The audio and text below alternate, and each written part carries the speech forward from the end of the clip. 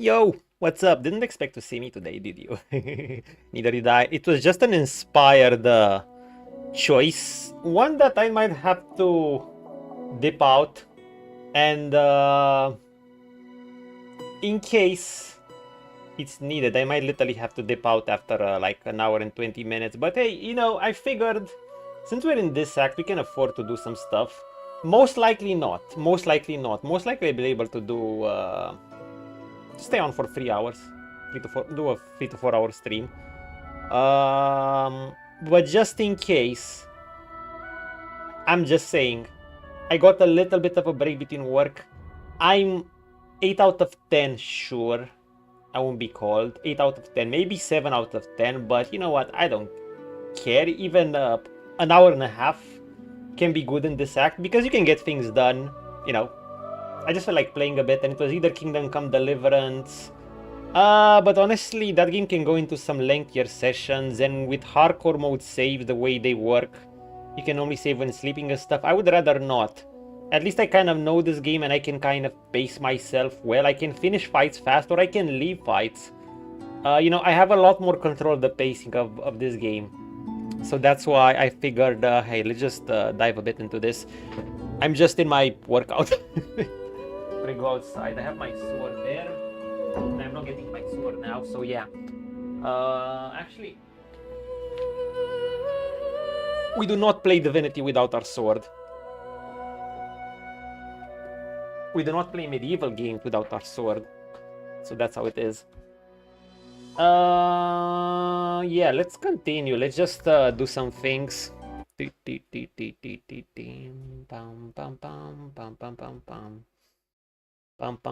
No question of the day today, GN. No question of the day today. Today is just a quickie stream of me between the morning work and the evening work that I wasn't even supposed to be on, but you know.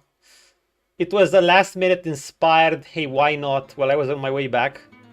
No question of the day today, no time. I literally... This is just a thing. I was thinking, hey, I could do a quick stream when I was on my way from work. I could get called in and have to close an hour and a half later, but it's whatever. We'll just get something done because I have control of the pacing. So, we're just gonna do a quickie stream, do what we can. Maybe I can get a 3 to 4 hour one. If not, I'll have to dip out after an hour and a half. I'll see, but yeah. What's up, by the way? So yeah, just a quickie stream like this. I was thinking whether I should do Kingdom Come Deliverance, but like I said, I don't know what's coming in that game, and the way save work on hardcore, I could get stuck in a longer session, and no.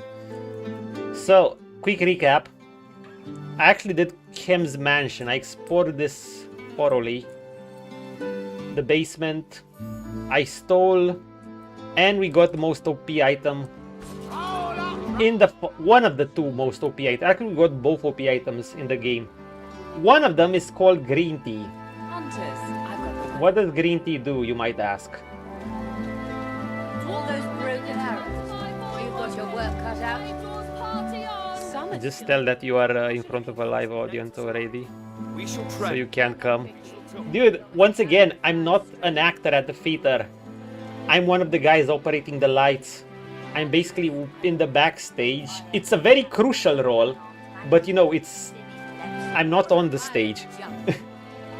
It got damaged in the fight. It'll fix it. In a sense, what I do is more crucial than anything but the main actors. I'll give you that. Definitely more crucial than side actors. It's just that, you know, I'm not on the stage. In the big theater room, I'm on the third floor, which is nice because we get to see everyone and they barely get to see us. On the small theater room, it's further in the back, so yeah. It's kind of like that thing. It suits me well because in high school I always liked sitting in the back, you know, when you get to sit back and chat with the boys and the teacher can't hear you. Or sometimes they can, but they can't hear directly. And you can just chat and draw things on the back of the notebook and be mischievous and all that jazz. That was my thing. Okay, so yeah, I explored Kim's mansion. This item is fucking broken. Probably the most OP item in the whole game. Minus 2 AP for everything. Of course, there's a minimum of 1 AP cost for everything, so these things still cost. But something like this goes down to 1 AP. Just like that. Something like this goes down to 2 AP. And guess what? You basically don't even... It doesn't cost anything to use. You're confident. All the world's a stage, and all the men and women merely players. They have their existent entrances, and one man in his time plays many parts. His being... Act being 7 ages. It's a bargain. Who said that quote again? Someone must have said that quote. What you just said now. Who's it from? Yeah, we're still gonna... Oh, it's a Shakespeare quote. Damn. Yeah, it makes sense. Sounds like him. We got a shield for bees, but once again, it's similar to that other one. I haven't refined it with extra armor. As you like it, spoken by Jax. Nice. Place isn't free, not anymore. But this isn't my end shield. Basically, my end shield absolutely needs to have a decent stats. These stats will do. They're not the best. But more importantly, if it has these stats and a rune slot, I'll take it. But I absolutely want a rune slot on my shield. I would like one on my weapon too, but you know, I can deal with this. Ideally, I want to replace this armor too with a better one. Boots can stay this till the end of the game. This can stay till the end of the game. What do you think the Ring, these stats are so-so, but it has a rune slot, so it's great. Can stay till the end of the game. Can stay till the end of the game, though I like something better. You know what the worst thing? The best and worst thing?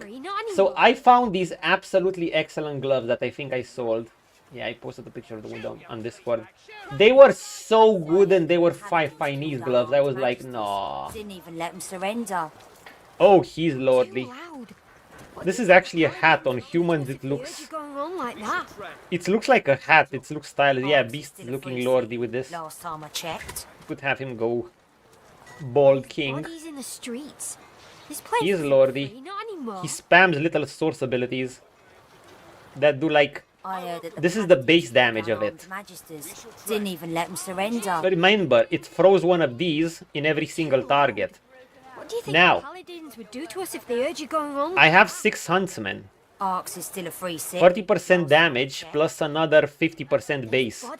This is literally a flat 50% damage increase to all the damage you're already doing. So basically, add another 50% to this if you're on high ground. And grab a potion of intelligence, 24 for int. The damage will go to about 4.4k. You're confident. Amplified by about 50% if you're on high ground. And then remember, if it's damage per instance, so 2 enemies next to each other are gonna take double, 3 enemies next to each other are gonna take triple, 4 enemies next to each other... Well, at that point you can probably one-shot most things in the game. If they have earth resist, obviously they're gonna resist it. But yeah, it's broken as fuck. This works in the same way, except that it's less than 3 times as less damage. Also, these are good physical damage. Arx is still a free sit. And Prince, yeah, he's strong, but remember, enemies hit hard as fuck. I still want to replace this armor. I might want to replace this, but I'm holding it on for a while longer. I like that I found this. It's not just this that we found, by the way. There's another thing. Something really broken. Behold. Skin graft scrolls. Yes. Skin graft scrolls. We can now create these. We can create other scrolls too. The way it works... Oh, you can create acid spores for bees too. Which would be like Bodies a in the streets. tier 3 source ability. I think it's a tier 3 source ability. Let me see if I have it. Welcome newcomers and natives alike. We shall trade. Don't worry, I don't mind rushing. I mean, if I get called, then I'm fine with this just being a chatty stream where I go over to a few game plans and stuff. I don't want to commit to anything longer, but thankfully this act... I have to be careful where I go. Should I do the... No, I'm not going underground with Justinia's quest. That's longer and I might not have time if I get called. Several ships missing. Acid Spore Scrolls. Thunderstorm. Aerofuge 5. No, we just have Aerofuge 3. Yeah, I think this is at least a 2-point source ability. It's either 2-point or 3-point. And we can use it via scrolls, so that's nice. So, we can create more of them. Just go in Grimoire and we have a few. We have a few right here. We need live wood and source orbs. We shall trade. Voila, we have 5. Skin graph scrolls. I heard that the paladins killed Watch. unarmed magisters. Didn't even let them Let's get some surrender. going dust. Not too loud. Yeah, we're just chilling What do you think a the bit. paladins would do to us if we were to go wrong like that? Skin graph Arx is scrolls. still a free city. Last time I Skin graph checked. scrolls. Oh, we can actually make a scroll. There's bodies We in can the create streets. This place teleportation isn't ones. free Skin graph anymore. scrolls. So basically you need animal skills, but you need source orbs. So I need to keep buying source orbs. You know the beauty of these scrolls? Scrolls basically don't use source points. They also don't have a cooldown. Unlike, in a sense, scrolls are more powerful than their. I heard that the paladins They're more killed unarmed powerful magisters. Didn't even let them surrender. than their actual spell variant. Obviously, they're consumable, and they require significant resources. In this case, the source orb. Speaking of, let's see if we can find. We can buy more source orbs from Tarquin at the Lady Vengeance. Well, in the nether realms of the Lady Vengeance. The bottom drops out from within you. She lifts you up. Hall of Echoes, Lady Vengeance. Ghost form. The one who sells source orb is Tarquin, basically. Oh, also. Warriors for hire. All seasoned in. Oh, wait, we need to talk to them. Hold up, maybe we should bring Prince too. They have something to say. The statue reaches the bottom. Up.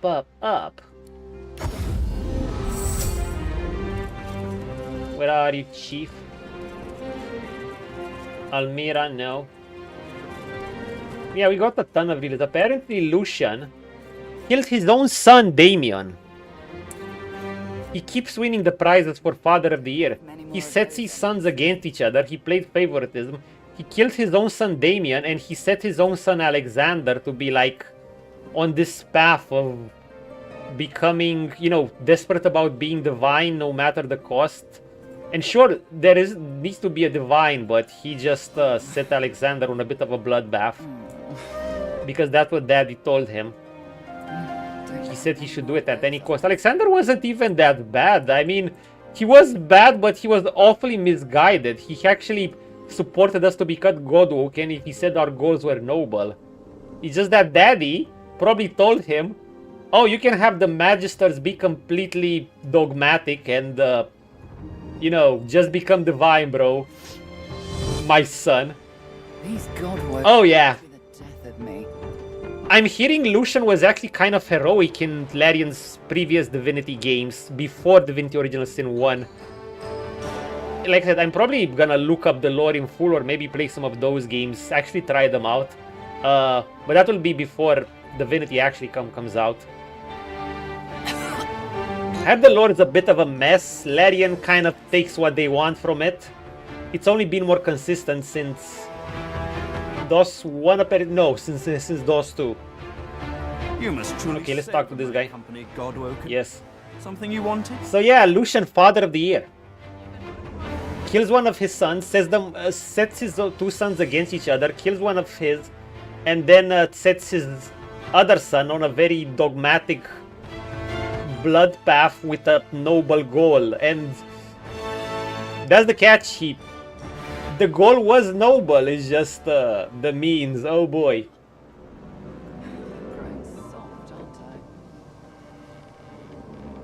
Oh boy, yeah, he's truly Daddy of the Year. And it's interesting, you realize this more as you, like, when I worked with Alexander, he was willing to cooperate on my first run, but I actually felt I got another perspective of Alexander when I actually killed him. And then I see his spirit supporting us. He's like, obviously he has a dialogue with you. He wants to make sure you're gonna, you know, you're gonna be a good divine. In fact, you could be a better divine. But yeah, Daddy just, Daddy did him dirty. Father of the Year, Lucian, Father of the Year.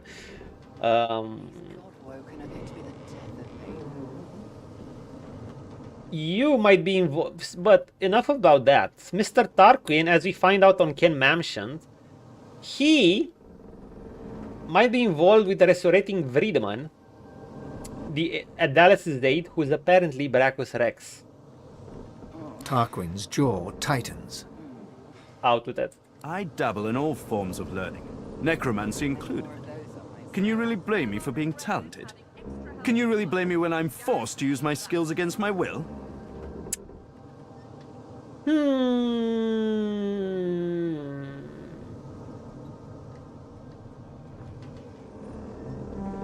are you to judge me? Weren't you willingly trying to help those leeches? Those so-called gods? Their lust for power is the root of all misery in this world. I'm being a bit more aggressive as Prince this time. With Ifan, I was a bit more lenient, I guess. But yes, I did it. I ushered Brachus Rex, the mad sorcerer king, back into the land of the living. I hope you'll admit, that is impressive. I mean, it is impressive, sure. Is it fucking awful? Yeah. And insane. Before all that. Dallas willed it, and I was in no position to refuse. She wanted to use Brachus to sniff out the Aeteran, to use a tyrannical king as a personal bloodhound, so she could get her hands on the most powerful purging device the world's ever seen. Act 4 is basically full of lore dumps. I mean, in a way I kinda like it, because it leaves you very complete lore-wise. It tells you... It ties up most loose ends. Arguably there might be some that will be left a bit open, but it really ties up most loose ends. Like, see, you already know who's Vredeman. They're giving major reveals already, and you're gonna keep getting more. She thinks she can control him. She is wrong. A creature like him will find a way to break his shackles. He must be eradicated. That's why I sought the pieces of anathema.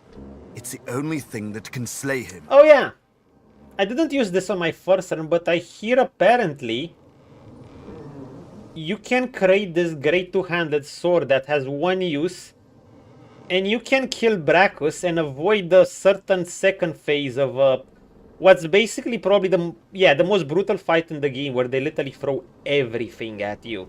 I mean, the Elder Brain fight. No, the Elder Brain fight is like... I wouldn't call it a gimmick fight, but it's in part, you know, just do damage, bro. The part when you get to the brain. This one is like... In a sense, I prefer this one more, because they can really go ham, but you have... Oh no, actually, what am I saying? Remember, I prefer this way more. You're gonna see what I mean. Basically, you have several... I've seen people do several variants of it. Like, depending on your choices, that is vastly gonna influence how the final fight is gonna go. Like, I did the hardest version on my first one, where I basically ended up fighting everyone. I was stuck between a rock and a hard place, let's just say that. And they really throw everything at you. Oh boy. They're gonna end... But, you know, it's not gonna be in a sense of a gimmick. It's basically just your characters versus their characters. All your builds, all your items, everything. You're gonna be putting everything to use there. You're gonna have to go absolutely all out because they sure as fuck will go all out on you. On the other hand, there are apparently ways to skip the hardest part of the fight. And the first part of the fight, it can be challenging in some ways, or you can wipe it out easily. I know I wiped it out pretty easily. My party was pretty OP towards the end. I do think towards the end, the 4-man party is still stronger, even without many glass cannon characters, even with just one. You know why?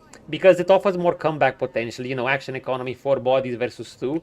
And when you're reach level 19, 20, or 21, you're kind of gonna be able to also do huge damage with your party members then. Then again, we're still kind of 1-2 turning enemies as lone wolves. So, debatable. For some characters, like I think my 2-handed warrior, I honestly think you'll never get the most out of it. Like some classes, I feel like that can power spike early. Well, classes in this game, you know. Those types of characters, I feel like that can peak early will do fine. But other characters that truly benefit, for instance, a 2-handed warrior, what do you need? You need to max out 2-handed for more damage and crit to make the most out of it. You'll need to max out warfare, obviously, like any physical damage dealing character. That would be 20 levels. So as a regular, as a non-lone wolf character, let's see, you either max those out or you leave them almost maxed out and you do 1 or 2 dips you might need to complement yourself, 3 at most. Yeah, you fit some power spike, but that's kind of all you're doing.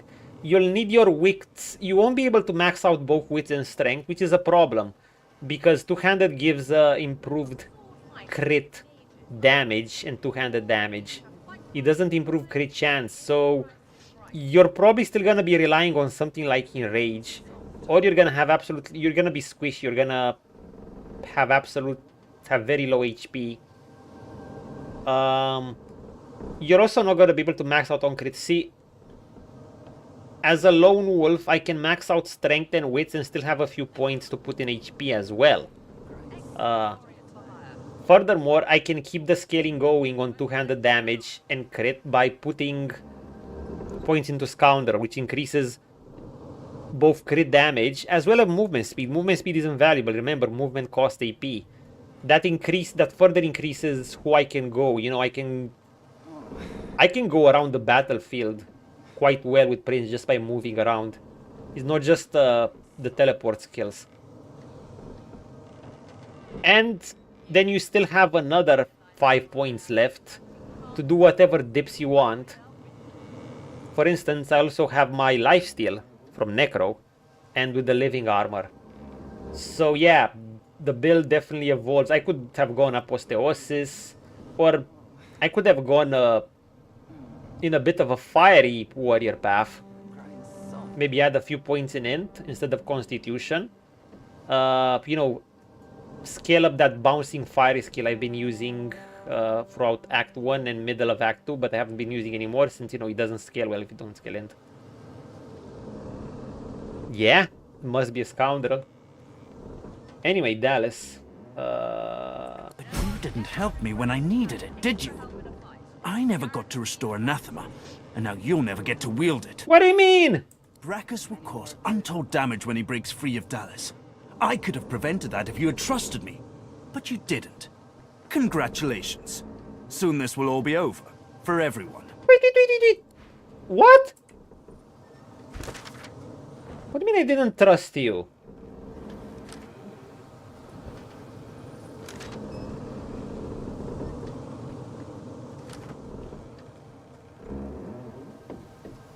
What? Does that mean I can't get it? Oh. What do you mean, dude? I never told him. Woken are going to be the death of me. I mean, on my first one, I think I got it. You must truly savor my company, Godwoken. Some advice? I'm afraid not this time.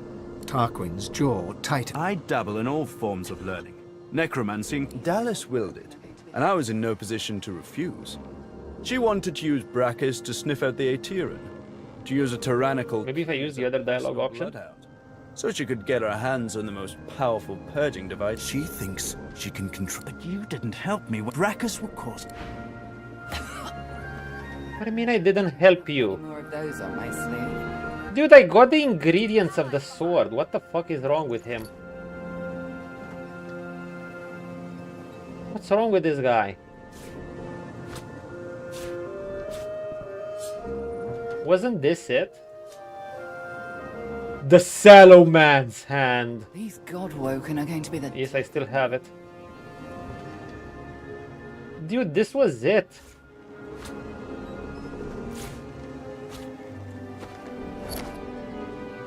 I don't get it. What's wrong with this guy? Savor my company, Godwoken. Something you wanted? You piece of shit, Tarquin. You absolute fucker. That sucks. I don't have many more of those on my sleeve. That absolutely sucks. Garrus? Godwoken, how can I help? I'll do what I do best. Go with honor.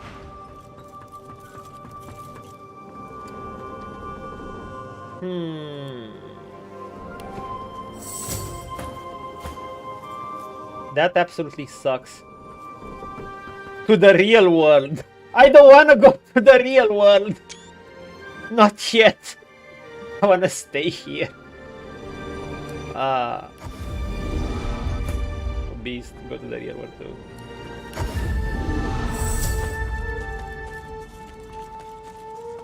Fuck. Okay, let's think what we're gonna do.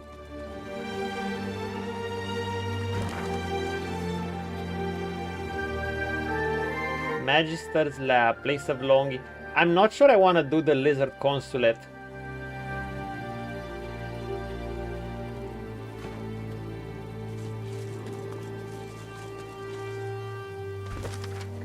What was that about the Kraken?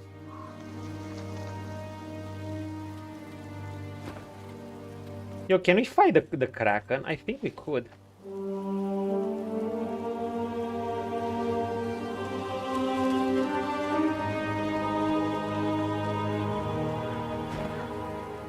However, I really want to see if I can melee it.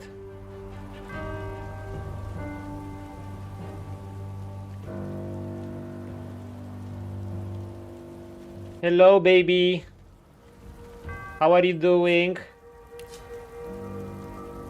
It's actually vulnerable to air. Oh. Lower magic resistance than physical. Maybe away with taunt. Add some lightning. Range lightning.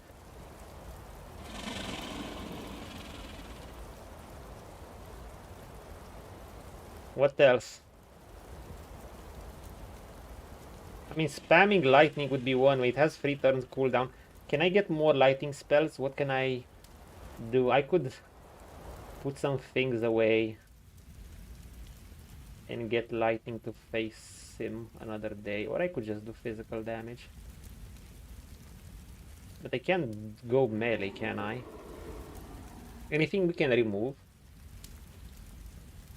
We could remove Poison Wave. How resilient it is to poison? 100%. Okay, I get it. I could remove... How about to Earth? 0%. Okay. I mean, this is good, but that thing is immune to knockdown. Like I said, I'm not sure I can melee it. How about I remove the poison? And I add another lightning.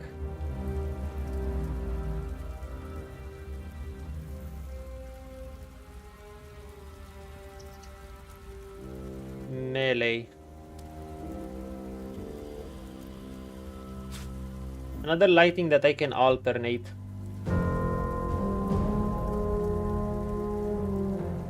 There's this too, by the way. I don't think it's that good. I could go on full lightning. Full lighting, full lightning.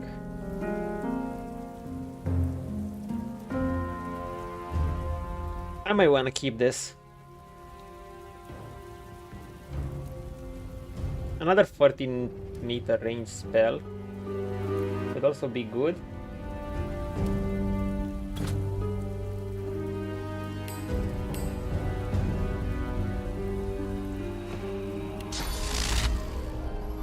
Got a bit of lightning abilities.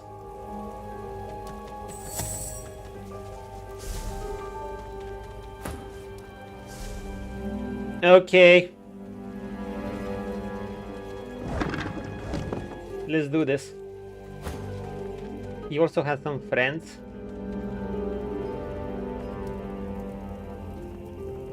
Last time I beat him from up here, and this is one of the most ideal places. You know why? Because high ground. Look at the lovely high ground. What you can do from high ground.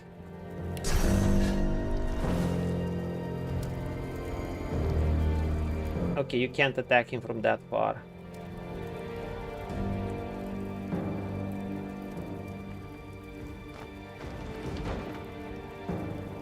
Let's see. Too far.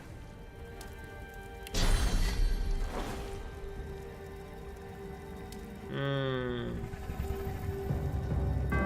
26 meters.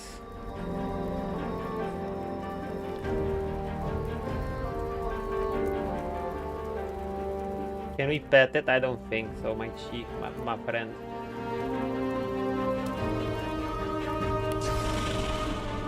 Wait, we're not on high ground here, are we?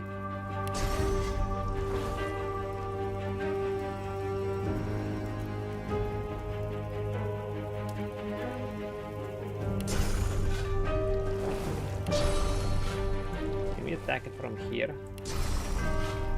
Oh yeah, okay, this is high ground damage. Okay, hold up. I know what I'm gonna do.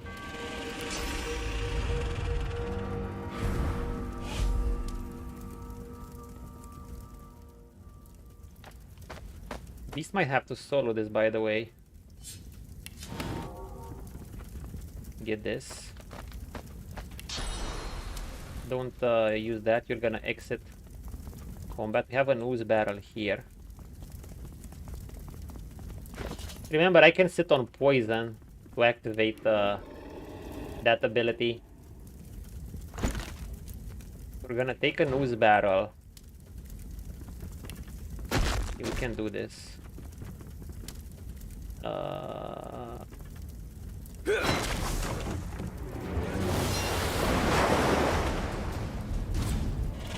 I did not want this.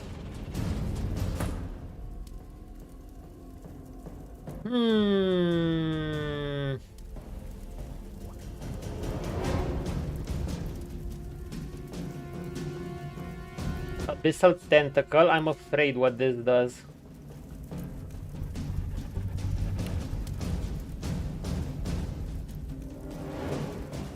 Well, there goes my pre-buffing.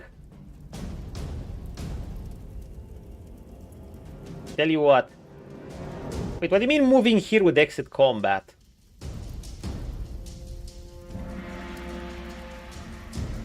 I don't want to exit combat. I want to buff Beast maybe then, and then exit combat. Okay, go here.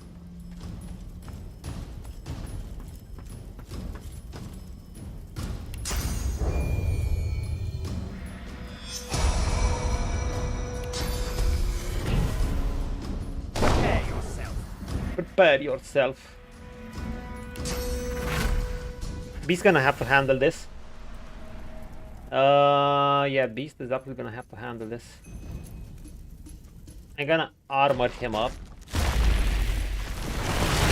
think I'm gonna magic resist him up too.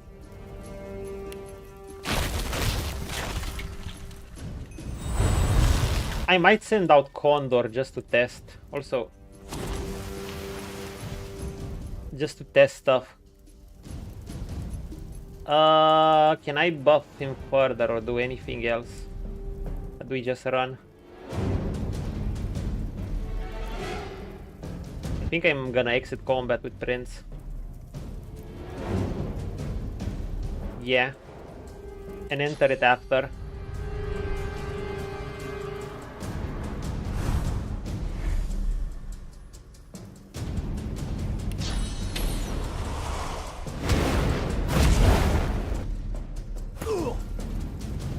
It waited.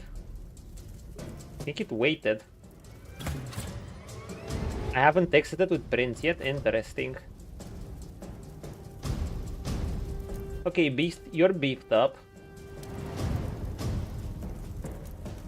Do tentacles give you experience? I haven't even used Apotheosis. Wait, he's regenerating. Prince can take these out. I just need to exit combat with him. Do we have high ground for these things? No. Oh, the tentacles are regenerating. They're not so bad. So can I get can I teleport the tentacles? No, of course you can. Yeah, we can go on anything really. I should have made him wet, but I think I can make him wet. I can make him wet via other means. I think I have some...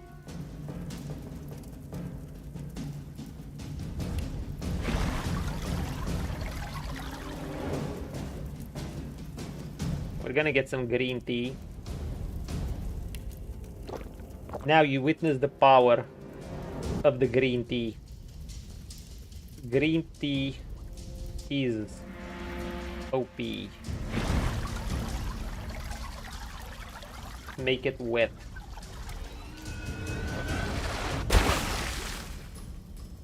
Minus 40% lightning resist.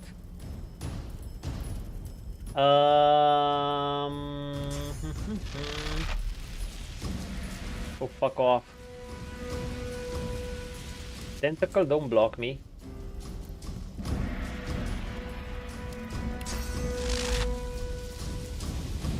Yeah, I mean, we can do this.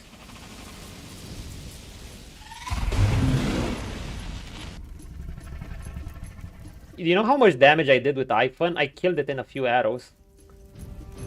But we're gonna struggle a bit with this one, I think.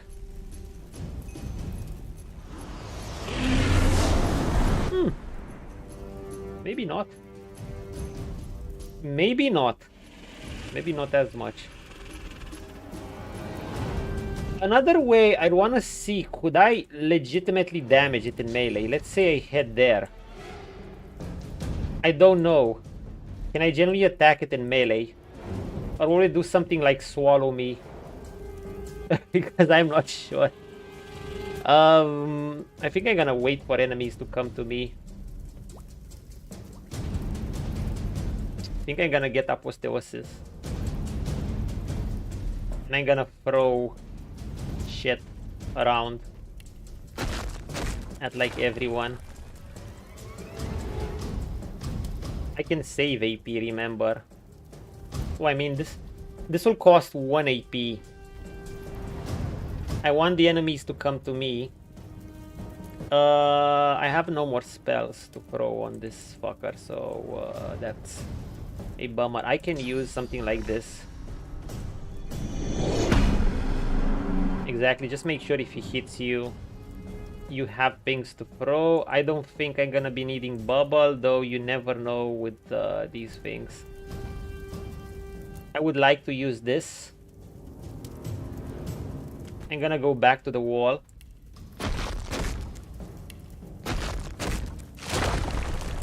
Just in case something wants to attack me. But I think, does it have, of course it has poison. I think I'm for the most part good. I could do chain lightning as well, remember. I just would like more enemies Are these things wet? Yes, they are. Which makes me wonder, what if I just eliminate these things with things like chain lightning?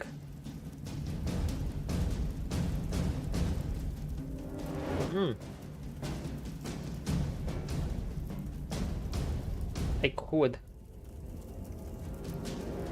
Anyway, let's go apotheosis. What is it? What is it? What is it? There we go, chooms. Oh, lovely apotheosis. Let's go inner demon.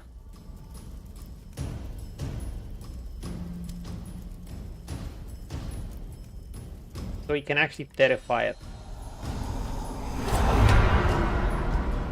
2 new skills. We can reduce its magic armor by a shit ton, by the way. This has 1 turn cooldown.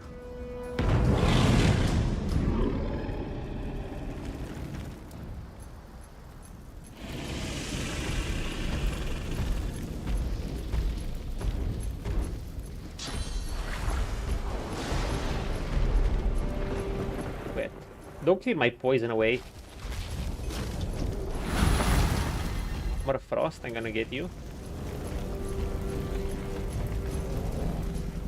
Beast has almost removed its magic resistance. I just went easy on it. Oh, in a sense, I'm thankful for the way they reset it. Okay, these things are fear. If I teleport them near him, could I actually...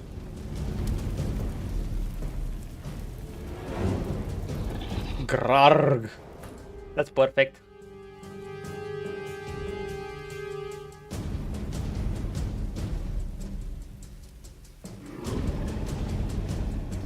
When can I exit combat, by the way?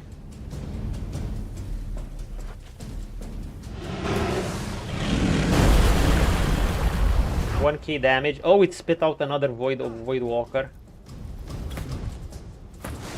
Oh no, it can freeze. Ew, wormy surfaces everywhere. Beast, you got this, and tentacles. It's hentai time. Okay. Wait, before that. It is not.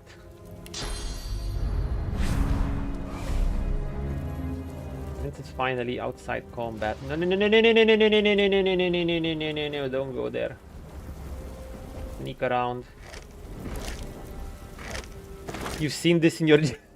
Of course you did. As did I. Yeah, they were quite something, weren't they? Oh my god, there are tentacles everywhere.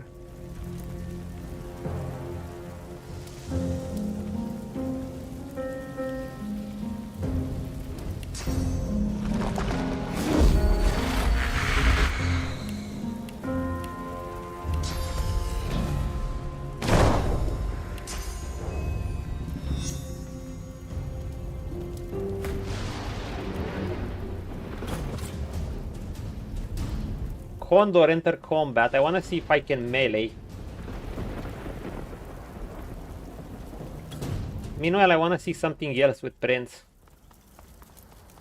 Hey, Chief. The spirit of an elf makes a dash for freedom, only for something to seize him and throw him backwards like a rag doll. Wait, what do you mean my Condor exited combat?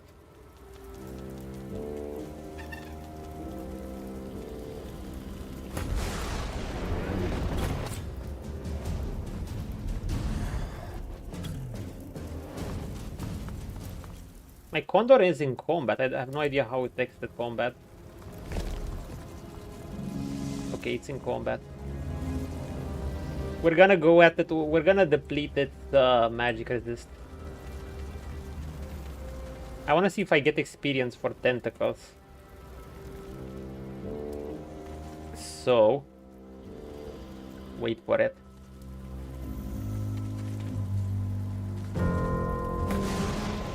Oh, fuck off.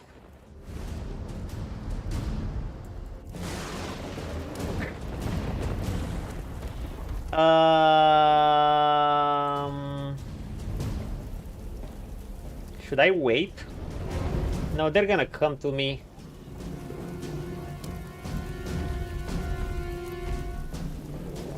I think I can genuinely frighten it with this. Oh, it's terrified for 2 turns. Aha! You bastard. Bless you, inner demon. Daeyena gave her this kill. It's very unique. I still have green tea. I could have this. I could do a corpse explosion. I could do a mass corpse explosion, in fact.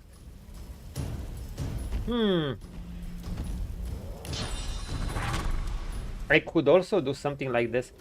Wait, my surface. I'm not on poison anymore. One for this, one for this, one for this. Basically, that's all fine and dandy. It's just that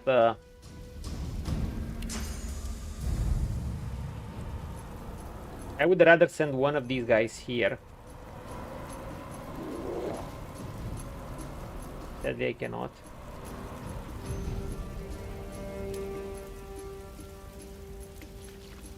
Ignore the curse water.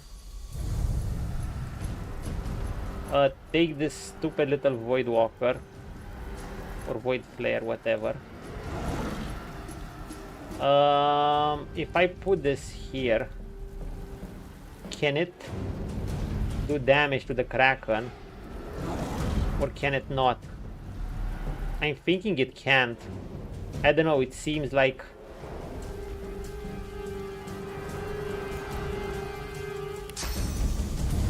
it can't.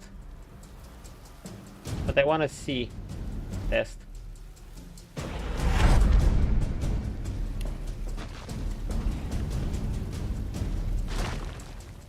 It might, guys.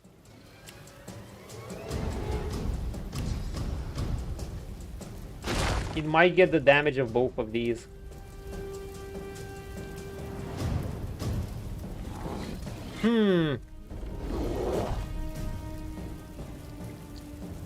I think I have a few scrolls, so I'm gonna use them. We're gonna get this guy. Gonna put him right here. That's right. We could maybe one-shot it. And we could do something with this stupid little flare as well. Are we gonna use another scroll? Yeah. Can craft more, and maybe we can one-shot it next turn. If not, we can just go at it with this. We can do something with chain lighting. It still has wet, so that's all fine and dandy. But before anything, I mean, I'm gonna one-shot these. Most likely. Let's go. Pyrokinetic eruption.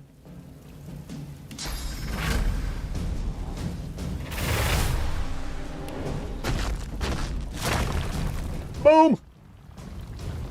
I could use a potion of vent or some food to do even more damage. Yeah.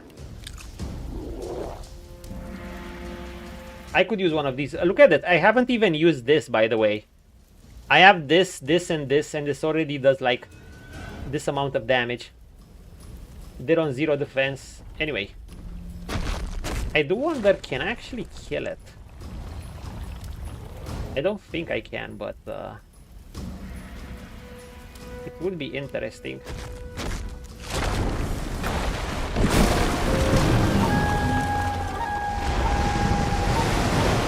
Oh!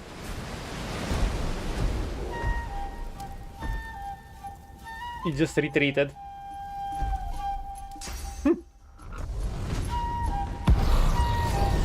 So it retreats no matter what, eh? Oh, yo, Beast has you soloed. And I didn't even start the combat buff. So it didn't take the full damage. I was wondering if you could actually kill it here. I guess you don't get damage for the tentacles. Yeah.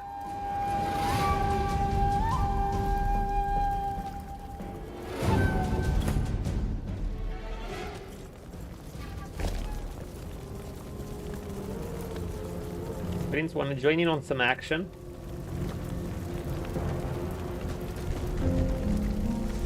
Or does Beast just solo everything?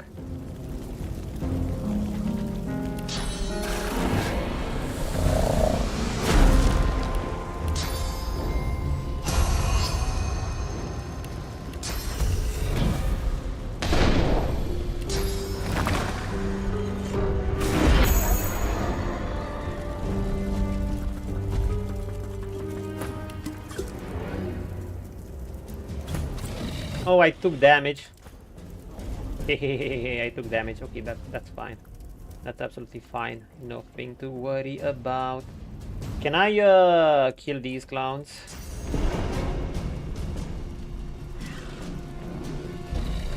No, that's fine. We're out of sight. I mean, we can clear. I think I can clear surfaces even if we're out of sight.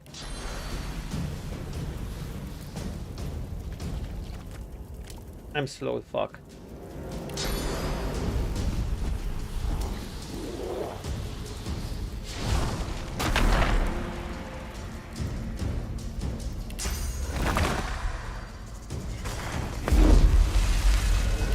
Green graph. Reset.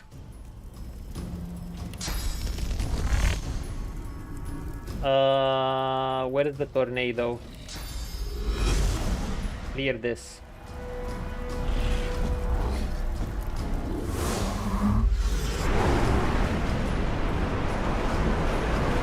Good. Now we can actually see shit. Damage them.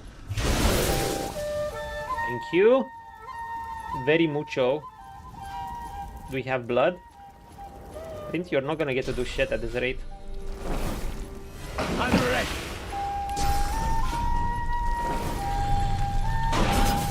Sorry, Prince. This time you didn't get to do anything. Beast just soloed. Beast just soloed. Okay, the Prince buffed. Oh, I took a large potion resistance poison instead. Beast is beastly. Literally ultimate spammer. I can't use this anymore, by the way, because I don't have 3 hydro. I changed a few pieces of gear.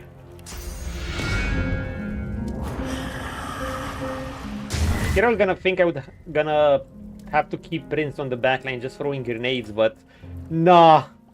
Beast can stack up the damage like crazy into that thing. Above all, the fact that this is so fucking strong. This skill refreshes once per turn. You can drain so much magic resist from him, and then you terrify them from 2 turns, and that's that. It works only on a single target, but it's strong. It is strong.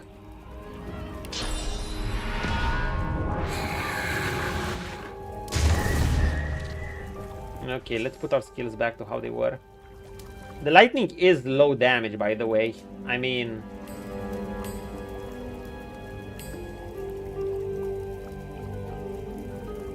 you can tell it's mostly used as a support thing.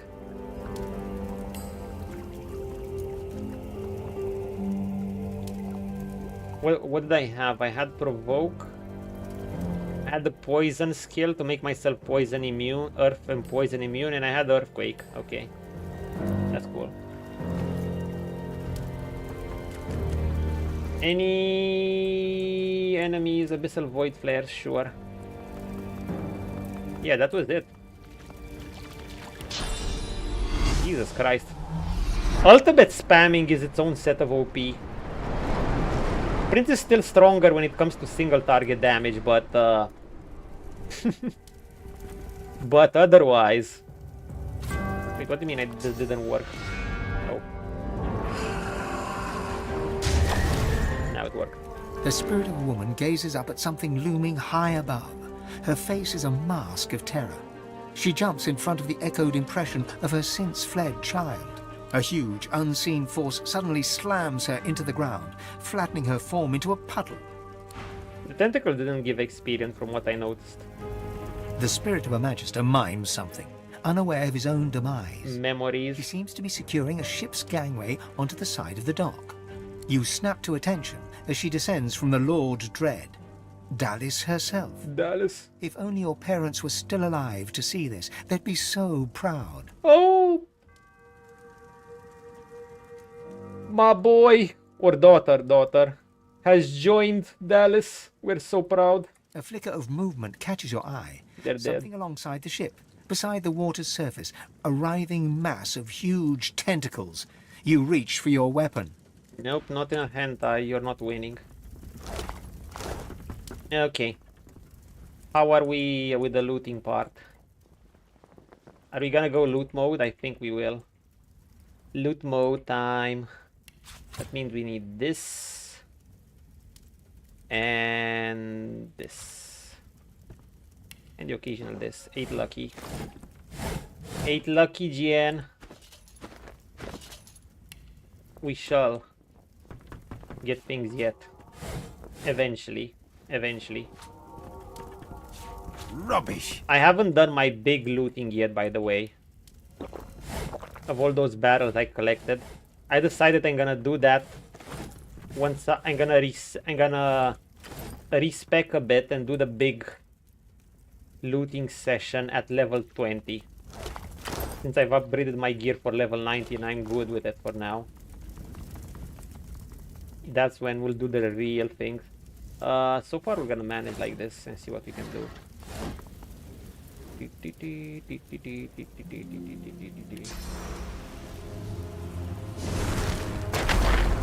Yeah, my perspective on Lone Wolf.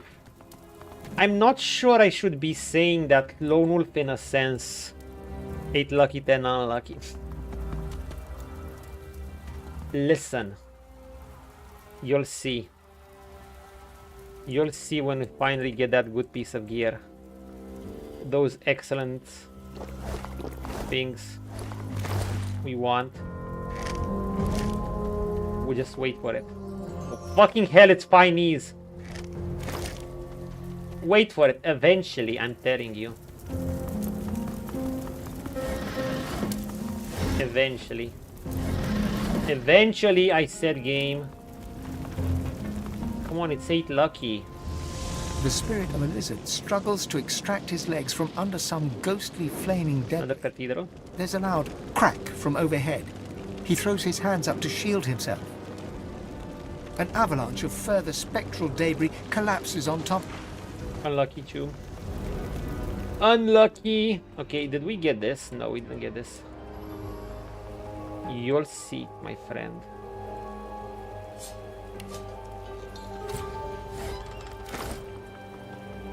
Eventually. Trust. Eventually there would be light at the end of this tunnel.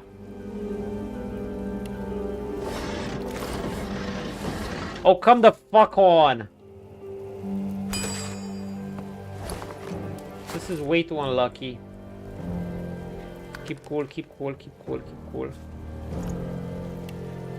Just how much do I need to go to have that huge luck? How much did I have on my first run? I had like 11. I mean, I can max out luck. I can add like 3 more if I respec. Jesus Christ. Okay, I know there's an area here that if I'm not careful, it can be a potential run ender. It's a stupid... and it would be a one-handed axe, who knows. And it can be a really stupid way to go.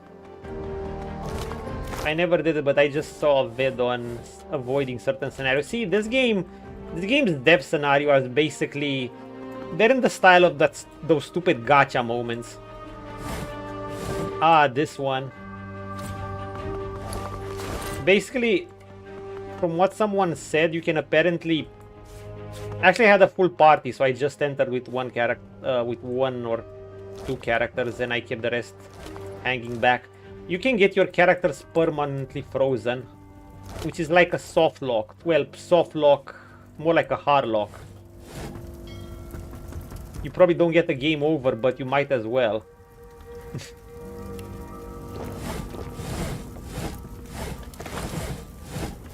But I think this is not one of those gacha moments,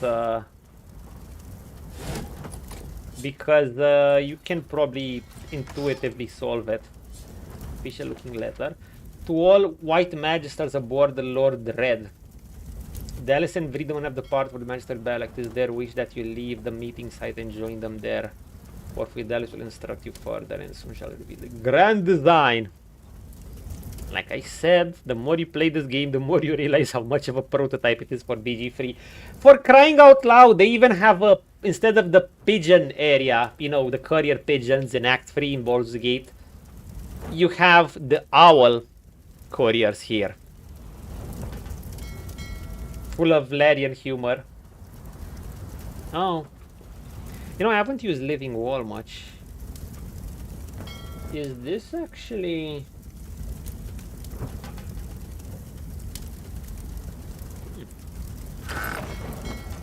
Wait a moment. Wait a moment. That might actually be better than my current amulet, unless it's we're talking about looting and bartering and shit like that. And that's a key. Hold up, friends. I'll check it in a bit. Wait, so what's here?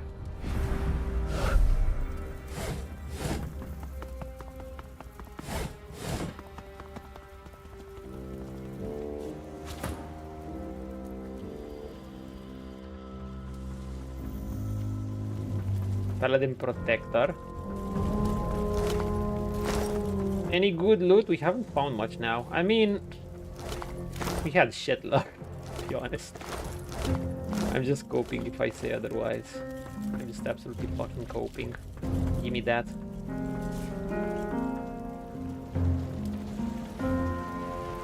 Kraken! It's gone. The spirit of a paladin lurks near some cargo at the edge of the dock. You do your best to remain inconspicuous, observing the scene from behind some barrels and crates. The Lord Dread looms ahead of you. Dallas herself descends the gangway, Freedman following at a distance. You need to report this to Lord Ken. The traitors are here. Traitors and heretics. It's only when you try to sneak away. I think I have a heretic. Something has curled itself around your ankle. A powerful tentacle. Tentacle porn. He got tentacle porn. I'm sorry. The spirit of a dock worker thrashes about. Yeah, tentacles. I do like how we fight the Kraken though. Like it's an enemy you've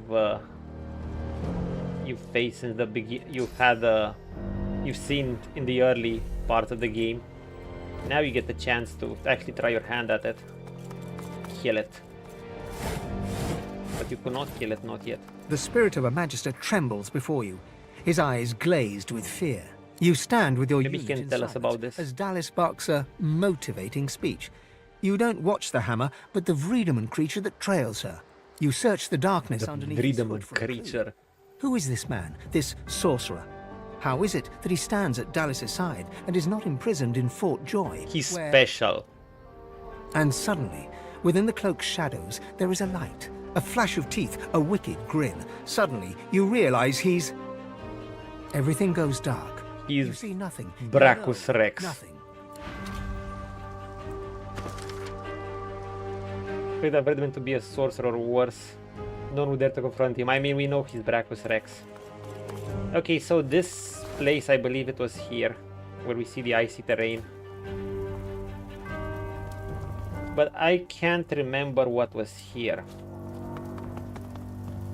Anyhow, just in case I'm gonna go to my usual gear. Shame I can't put the things here anymore for some reason. For some godforsaken retarded reason.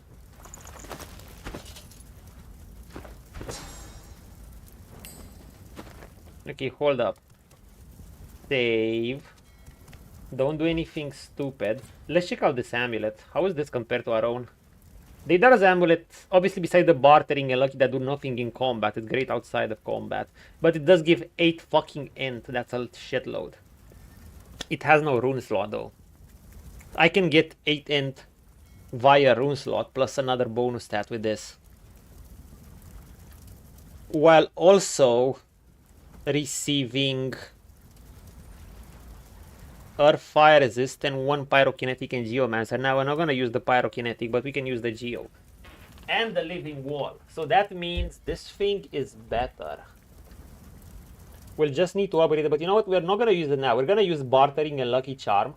And once we are done with our gear, once we're done fully upgrading, that's when we're going to switch to this. We're going to ditch the bartering, we're going to ditch the... Because we're no longer be needing, you know, when we'll be done with every single trade. That's when we're gonna use that. So far, we're gonna keep this.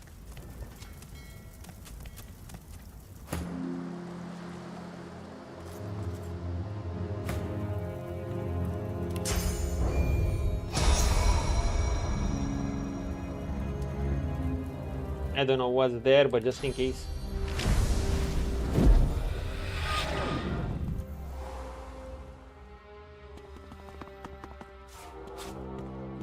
A jar of mine maggots. We can make some potions, some grenades. Mine maggot grenade, by the way. Do you know what mine maggot grenades do? They can basically charm enemies for a whooping 4 turns. I believe we have some. Where are they?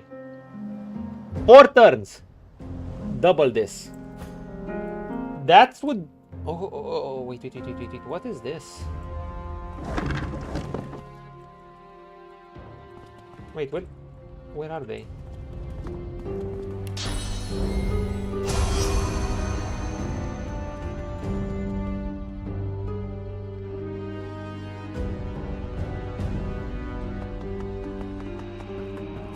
Good find. Just like that? Are they better than my own?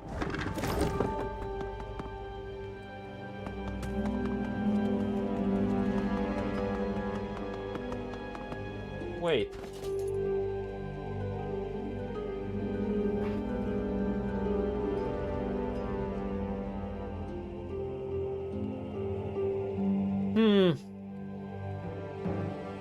Obviously I can upgrade them to max level. I don't think I can add into them. I can add immunity to slipping, I can add a dodge, not that I care much for it. Movement speed, almost similar boost. It has a boost to geomancy. I don't care for the initiative, I don't really care for the sneaking much. It's okay, it's not useless. I can't add haste. They are not bad. If I can add, I'm gonna check if I can add into them. Oh, and they give no HP as well, but they give constitution. Yeah, no. Probably not.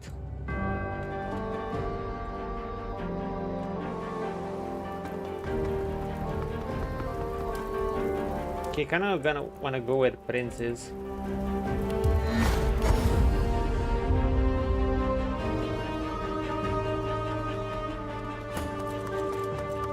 Do you have anything to say? The Magister continues to...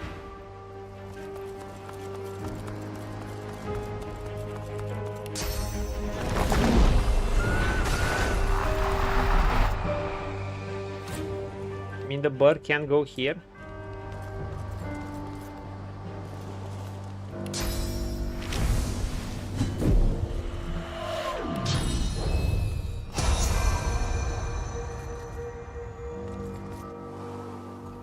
Bloody freezing! I've got to get out of here!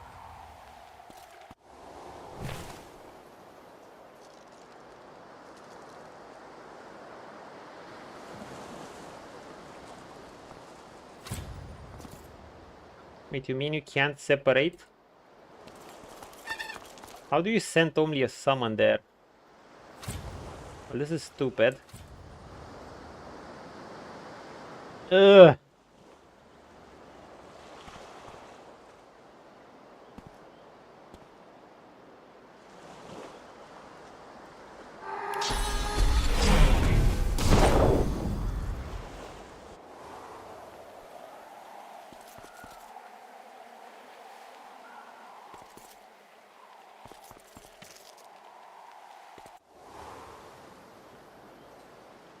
Guys, I'm actually afraid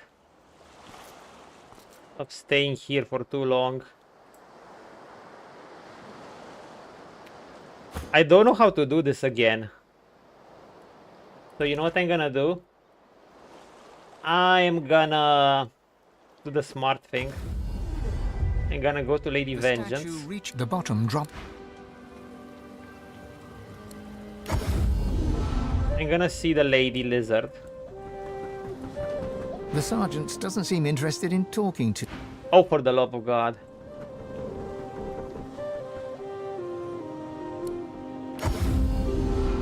I forgot how that puzzle works. We're gonna get a mercenary The statue reaches to the bottom drop. as bait. I don't know how it activates. Plenty of fight. So, what'll it be? Arcane I've got a art. few good prospects for you in that case. Tell me some more about what you're after, and I'll see that you have just the right type at your side. How about an elemental powerhouse? That'll be Forex. I've met no finer wizard. Happy with your choice? Excellent. Pleasure doing business with you. Yeah, our stats probably got all messed up, of course, because we lost our lone wolf. Hello, Forex. Oh, you're looking nicely.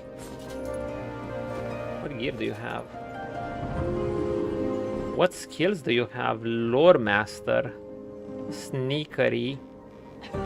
I've got sword fighting. Get a level in telekinesis. Archers. Oh, you have a bunch of talents. If the price Get this. Get some telekinesis, you know, it never hurts. Max out fire. Do something, you know?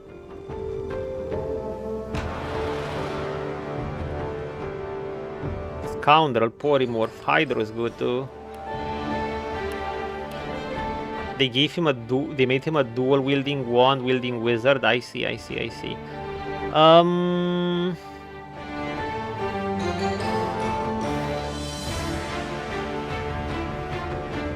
He could have water resist.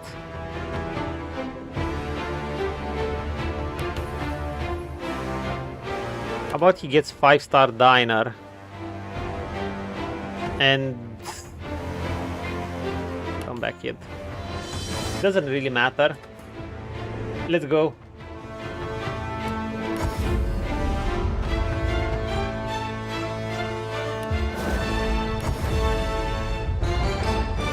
Oh, he teleported with us. Okay, Mr. Forex. You have one task, Mr. Mercenary. We want to see if he's gonna freeze or not. Also, he actually has the tab spell equivalent, so this is the spell you get, Dome of Protection, as a custom character. Okay, I see. Is there a way to set warm? He has the Lizard Fire. This is how much Lizard Fire would do with the high levels of Pyro. Oh, I mean...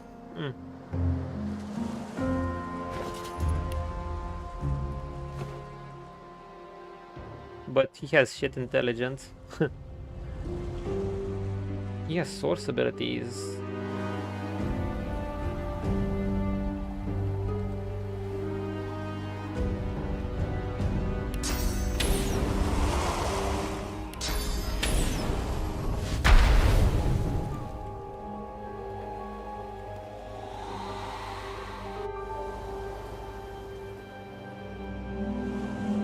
Okay, so basically don't go numb. Can I open torches or some shit? I don't see them.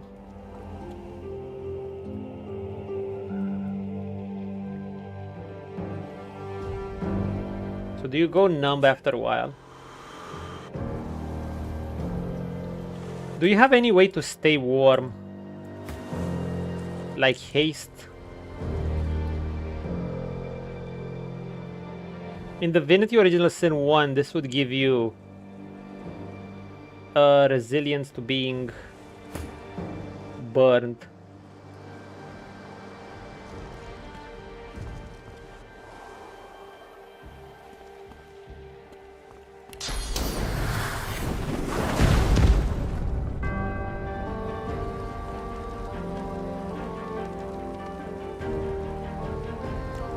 Am I still freezing? Oh yeah, you lose your magic resist straight away.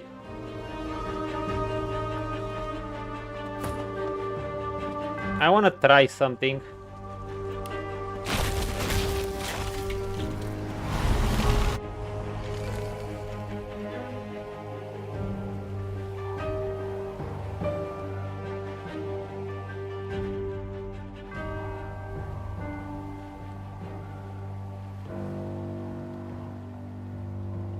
My hands have gone numb. Can't stay.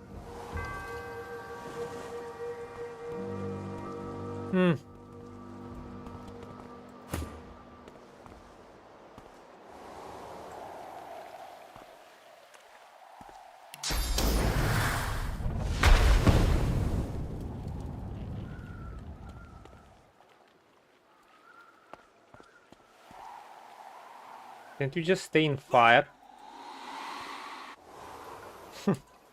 No. Dude, I forgot the gimmick of this. I'm not even sure you're gonna freeze. Are there even more torches?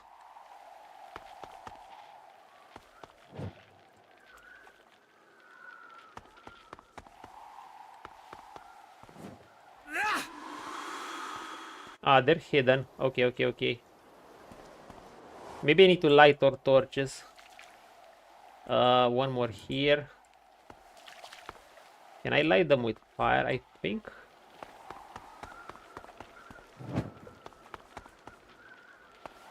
Do we still have this? Yep.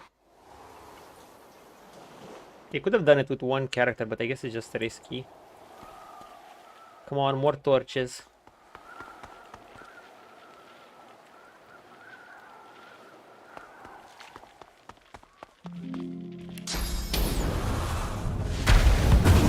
You're safe. Praise the divine.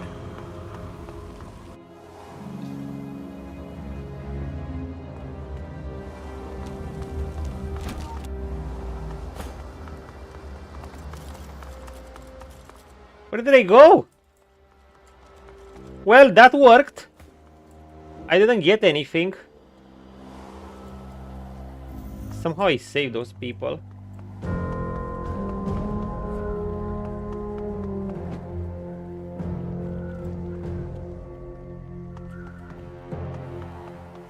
Do these torches do nothing?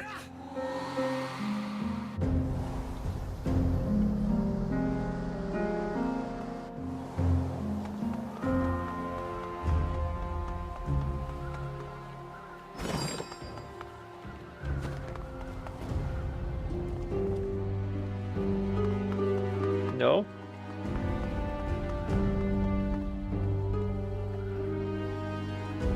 Wait, is it over? I see no more.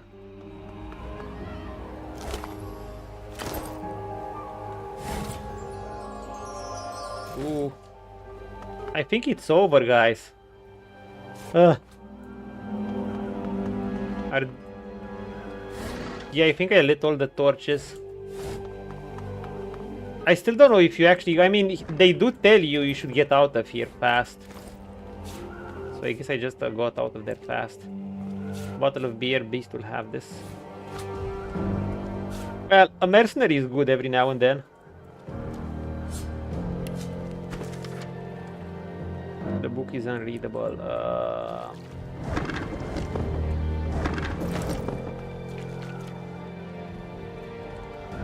Owned by generic one.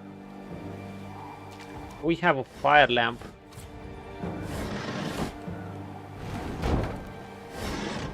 So why is this place so frozen?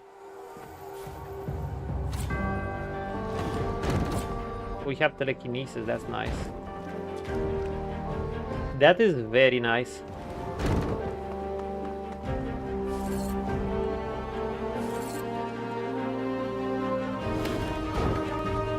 Thank you.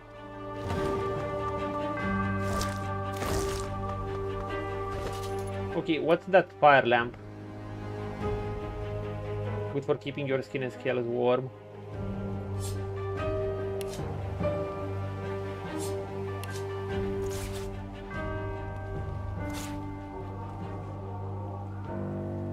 Ah. So we just have to quickly go here or get this with the telekinesis. You know what? We'll take this. And we're gonna give it to Red Prince. He might use it. And we're gonna put it into quest items just in case. I can't remember there's another section like this, but you know what? We're gonna get this just in case we're ever gonna need it. You might as well.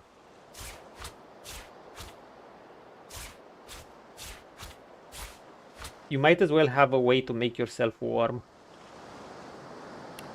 I hope I won't forget about it.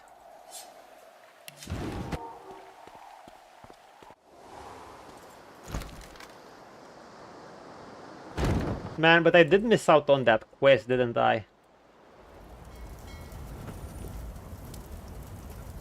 There was something there, it's just...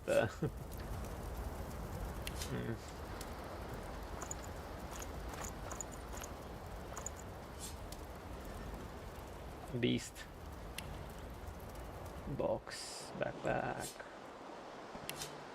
Red prints. Beast. Panties.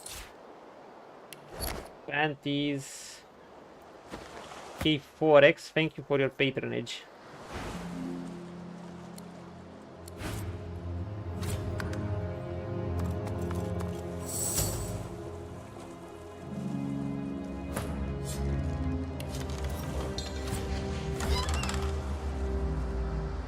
I doubt it's gonna be better than mine, but you never know. Okay, now we have to go through the hassle of arranging our skills again.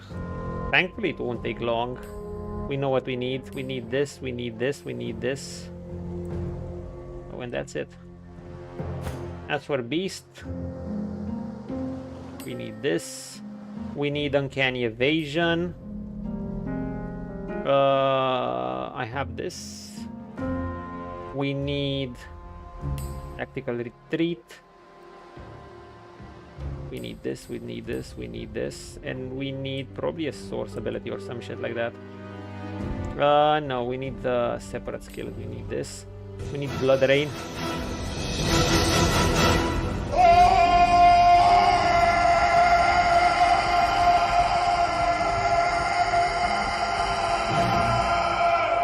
Too soon, my timing was off. Hey, Chief! Of course I had it ready. Didn't expect to see me on at this hour. That's because I shouldn't be on at this. I shouldn't have been. I'm taking a... Basically, I'm on a break between work and... You know, there were 8 out of 10 chances I wouldn't get called. And I said, fuck it. If I can get even a 1 hour or 1.5 hour streaming, that's fine. But they haven't called me until now. Of course I play with my sword near me. Any game set in a medieval time, I'm gonna keep my sword close. A keeper? Yeah, I'm definitely a keeper. I'm one of the most I'm the total keeper type. So yeah, I just jump on this game. Obviously nothing that could take me hours. So I just know this game, in this act at least, I can do some scenarios on and off. Kingdom Come Deliverance, yeah, that probably goes on longer sections. Resident Evil, absolutely. I'm gonna leave that for Monday. Man, I hear people are already finishing the recent Resident Evil 9. You know, I don't know how to feel about that, man. I'm conflicted. I'm gonna be real. I mean, on one hand, it's a good game. On the other hand, $70 for a 12 to 16 hour low replayability game. Oh no, that's an... if you want... I'll give you a choice. Do you want to answer? Do you want my answer from the non-streamer personal perspective, or do you want the answer if I'd be totally thinking purely of streamer growth from a pragmatic point of view? Both. Okay. I'll give you mine first, but they're both kind of combined. To put it simply, there's actually no benefit for me, neither on a personal level or on a streamer growth level from rushing in to play that game. There might be one, but there's mostly cons. On a personal level, you know, I have like no inclination of playing games on release. I usually like to wait at least a couple of months. heck, I can wait a couple of months to a year. I'm a patient gamer type. I'm not when the game comes out, oh my god, I must play it now. I must play it now. No, I'll tell you why, because you don't understand something key about the streamer path. As a small streamer, you have the same perspective, and you won't, because I didn't have it either. You have the the audience perspective is kind of the big streamer perspective. That's what I had too. A small streamer operates on a completely different playing field. Basically, no, but let me finish my personal perspective, leaving streaming aside. You know me, you kind of know that. I have no rush to play games that release. There might be very few exceptions. I actually prefer waiting for them to be fine-tuned a bit. A patch comes out, maybe a sale comes out. In this game, I would actually like a sale, because I'll be honest, 12 to 16 hour playthrough for a $70 game with almost no replay value. It's I know it's great, but holy shit, it better be fucking great. It's a bit, you know. So yeah. And on top of that, I wanna get to understand Leon's character more. I'm having a blast with Resident Evil 2. I want to play Resident Evil 4. Heck, I might even play Resident Evil 6 before it. I kind of like to do things that way. So no rush. Now from the streamer's perspective, let's say I'd be focused entirely on growth. I drop everything aside and I'd be obsessed with growth, which I'm not, obviously. Not like I don't try to grow, but you know, I still work on some things. I do my shorts, I try to improve my quality every now and then. I try to be more chatty and interactive. But only, only so much. Not to the degree that I'd say bye-bye. I won't do anything I enjoy. I'll just follow the streaming meta, and that's strictly, I mean, that's gonna become second job. I don't want that.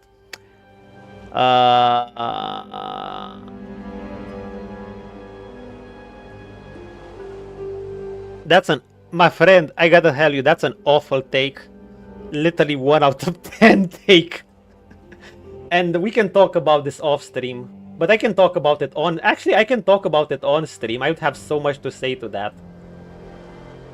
That would be one of the worst things I think I'd tell someone to do. Especially in this economy where job hunting is fucking hard. Even the place I got now. Anyway, let me finish my point first. If, let's say, assuming I'd be a streamer focused entirely on growth. Small streamers, and from small streamers, I'm gonna lump everyone under 500 plus viewers. Even, actually, I'm gonna lump everyone under 2K viewers in this case, when we're talking about the big release. Do you know why? Because they're operating kind of on a similar playing field. I'm gonna tell you one thing. Go right now. Actually, I can go there right now for you. We can go to the Twitch category in the Resident Evil. I'll show you something. I can tell you right now what I'm talking about. I wanted a more chatty stream anyway. Twitch Opera Resident Evil 9. This is a popular release. Obviously, it's already down to 180k viewers compared to the 400 something on the release day. Here we go. Do you know what happens when you get this number of viewers with the way Twitch works? Here's what happens.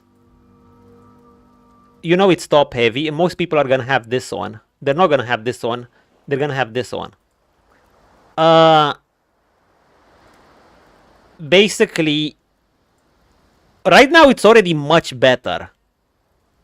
Let's say on the pre-release day or something like that, even anyone under 2K was basically borderline irrelevant. They had their core audience, and that's that. What I'm saying is it's horrible for discovery. This is only applies to the top dogs, and it makes sense because, you know, like I said, you mostly have the perspective of big streamers. Small streamers do not operate under those rules. It's a complete, like, it's basically, you know, the elites, the upper class, and the working class. It's completely different playing fields. Do you know how long, I was with Yules actually, with your bro. Do you know how long I scrolled to even get to the 50 viewer streamers? I scrolled for minutes on end. Remember, I was doing this with research purposes. No regular viewer is gonna scroll that long just to find... And even if you do find it, look, you have to scroll pages upon pages upon pages, and they all blend together. None of these people will see actual growth from jumping on a hype train in this game. There's only one way, one single way they're gonna see growth. If they're doing it. If they're specifically making Resident Evil content off stream. And in that case, I don't mean just shorts. Or maybe with shorts, you know, you have to get lucky. And your short has to be in a way that converts people to your stream. Otherwise, you know, people are just gonna see the short and move on. So basically, you have to really, really scroll down. If they do specific content off stream, then yeah. Like, I don't know, Resident Evil guides or things like that. Maybe they're a dedicated Resident Evil channel or, you know, that's a different story. But if they don't, and most people won't hear, I guarantee you, they see... No one's gonna randomly go here, scroll here like I did right now. Maybe just a very small number and click here. And it keeps going, it keeps going, it keeps going. Like, you just blend in. A regular 100, 200 streamers basically just blend in the environment.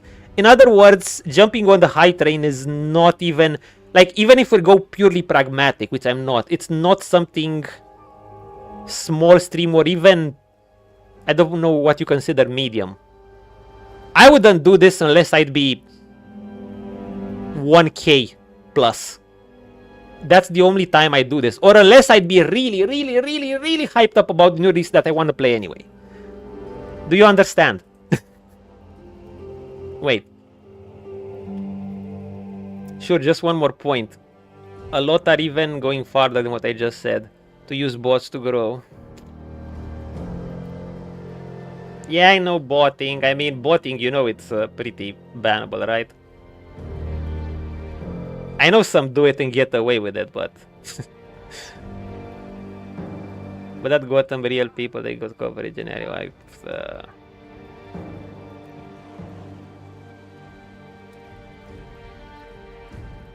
Yeah, it can happen, but... Botting. Dude, I would rather not. Botting. Really? Botting. We're trying to go against botting and... Dude, that's worse than... The most shady thing I did, well, what was shady? It was boosting in League of Legends. Even that felt horrible. Botting is... nah. Rejected.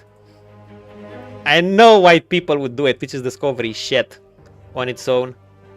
But yeah, that's the point. That's the same scenario with fake viewers, followers that I was suggesting you get while playing this. Dude, on one hand, that's absolutely... It would be a painful experience. I don't know, like, I put myself through torture. There are, like, a number of other things I would rather do before doing that. I've made my peace that I'm gonna do streaming as a hobby, while I'm gonna keep my real job, that which I remember. I actually got pretty comfy at my current job. I could see myself, you know, I can even get a pension from it. It's decent enough.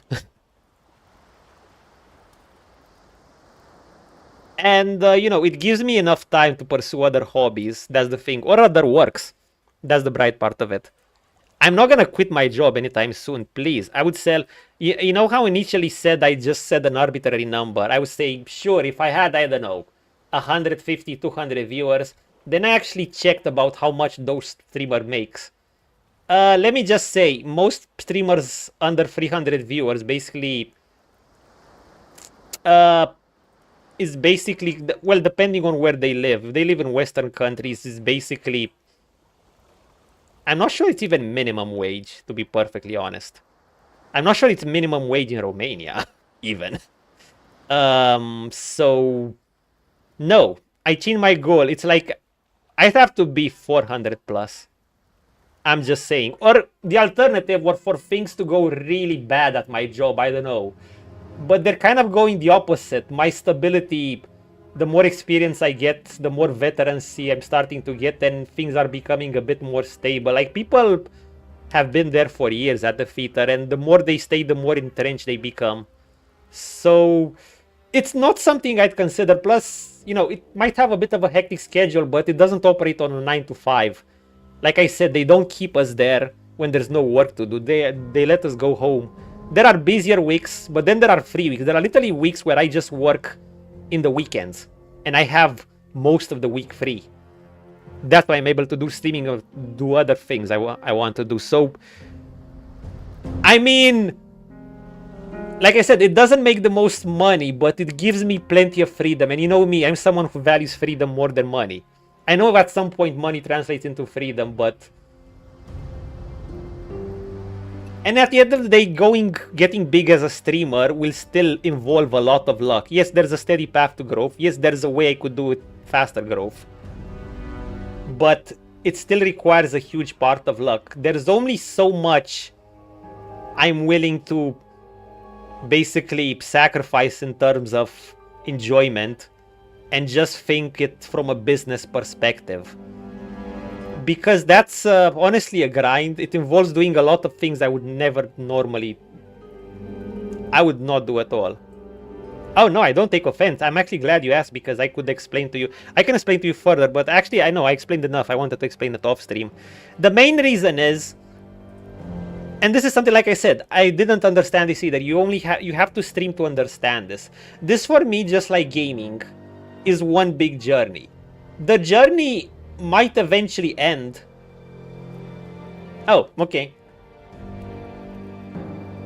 The journey might end, and I'll still be, hey, it was fun while it lasted, and I enjoyed it. Just like my gaming journey. Like, that's why I'm not even committing to a single game or something. I don't want to do that thing again. I did that plenty with League.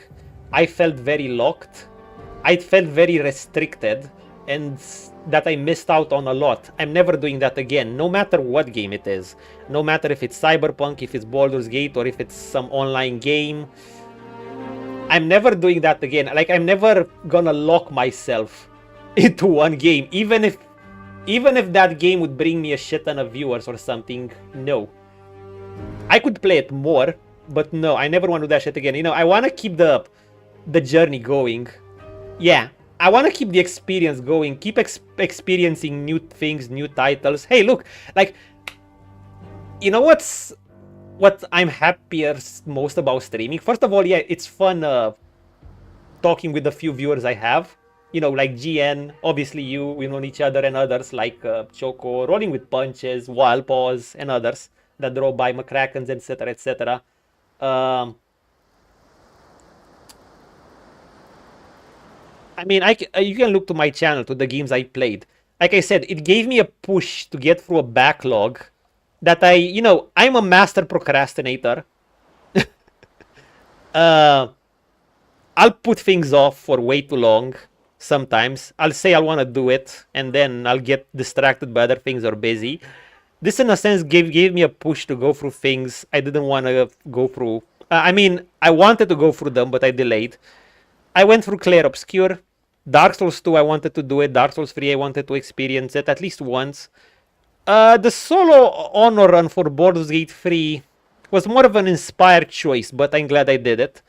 Cyberpunk on stream, I wanted to do it once.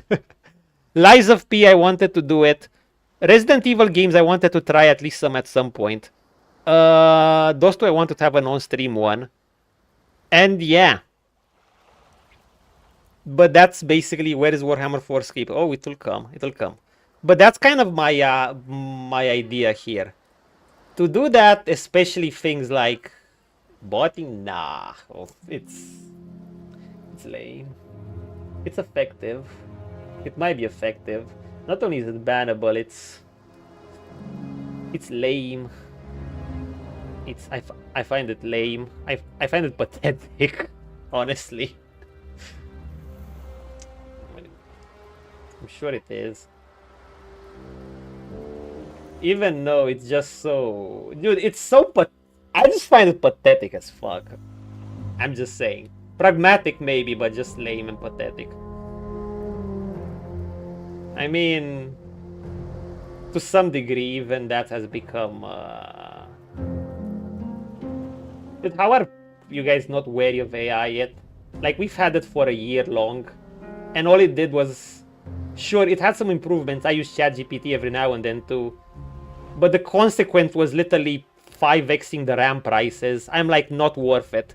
If you're gonna tell me the price for seeing some funny shorts made by AI is having to pay 5x for RAM, I'm gonna say no, fuck off. Remove all those things. Remove even ChatGPT, you know. We've lived without it. We can continue without it. I know, I've used it for work. It helped me. I can ask... I can get my info elsewhere. Yeah. I'm just, you know, I'm not the type of person, you know, I'm pretty pragmatic on it. If it's there, I'm gonna use it. I'm not gonna tell others not to use it. I'm not gonna be dogmatic about it, but I'm really not gonna be hyped about it. I think it's, like, if that's the price for it, I'm like, nah. You know, I'm salty now. I actually didn't get 64 gigs of RAM last year. I was like, I'm doing fine with this. And now I'm like, wow, this actually happened. Heck, I would have shelled out I would have bought an even better PC. As done with getting that, it has no more human data together. And I was like starting to eat itself. Yeah, kind of. I feel that. Unfortunately, you know, our great overlords are still using it, and they're the ones using it mostly and not for the best reasons. You know, for them, they're thinking of a way to either cut costs or basically... I mean, they bought all the RAM and stuff, so we have to deal with way more increased prices. And I could go on and on. And once again, I'm not saying not use it. Use it if you need to. I'm using it when I need to. It's just like that. Anyway, do I have any more things to... Wait, hold on. Do I have any more things to do here? We kill this Kraken. Also, I need to check out my... Yeah, sure. But yeah, that's the thing. We can talk about it more in detail, but kind of... I wanted to save this part on stream. Jumping on new releases, even towards someone who's super pragmatic, unless... I'll tell them the one thing. Unless you're really dedicated to making off-stream content for that thing, guides, shorts, you know, I'd argue shorts are not even enough. You'd have to make more. Then I would say no. Jumping on new releases is kind of like the big streamer territory. Everyone, like, streamers I considered medium-sized. I saw them playing Resident Evil 9 and right away. And I assume they really wanted to play it. That's absolutely perfectly fine. But let's say if someone's operate on pure growth, and that's the only way you'd get me to play a game so early on release. Well, it depends on the game. But the game, like, you know, Resident Evil, I want to take my time. I want to play 2. I want to play 4, especially 4. I'm mostly looking forward to 4. I want to understand Leon's character better. I'm a newcomer to the series, to the franchise. Something. And then I want to play. So basically, I'll probably play it. I wouldn't even mind it going on a bit of a sale. Because, yeah, I do consider it a bit... $70 for such a short game. There are many great titles out there that give you tons of replayability and are like 5 to 10x as much in length and have quality that have, like, you know, that are like as priced as that or cheaper. No sense hanging around here. If the Queen's my driver, my car... So I'm not the biggest fan of... Unfortunately, and you know, there's a bigger issue here. I feel like if we let them... If we just get used to this, you know what's gonna happen, right? Obviously, you can't really control this. People do what they want. And I understand it's a good game, but if people just accept this behavior, devs are just gonna push it more and more. The same thing as they're trying to push GTA 6 for $100. That's the issue. Oh my god, this place. At least I can get swords. Love grenade.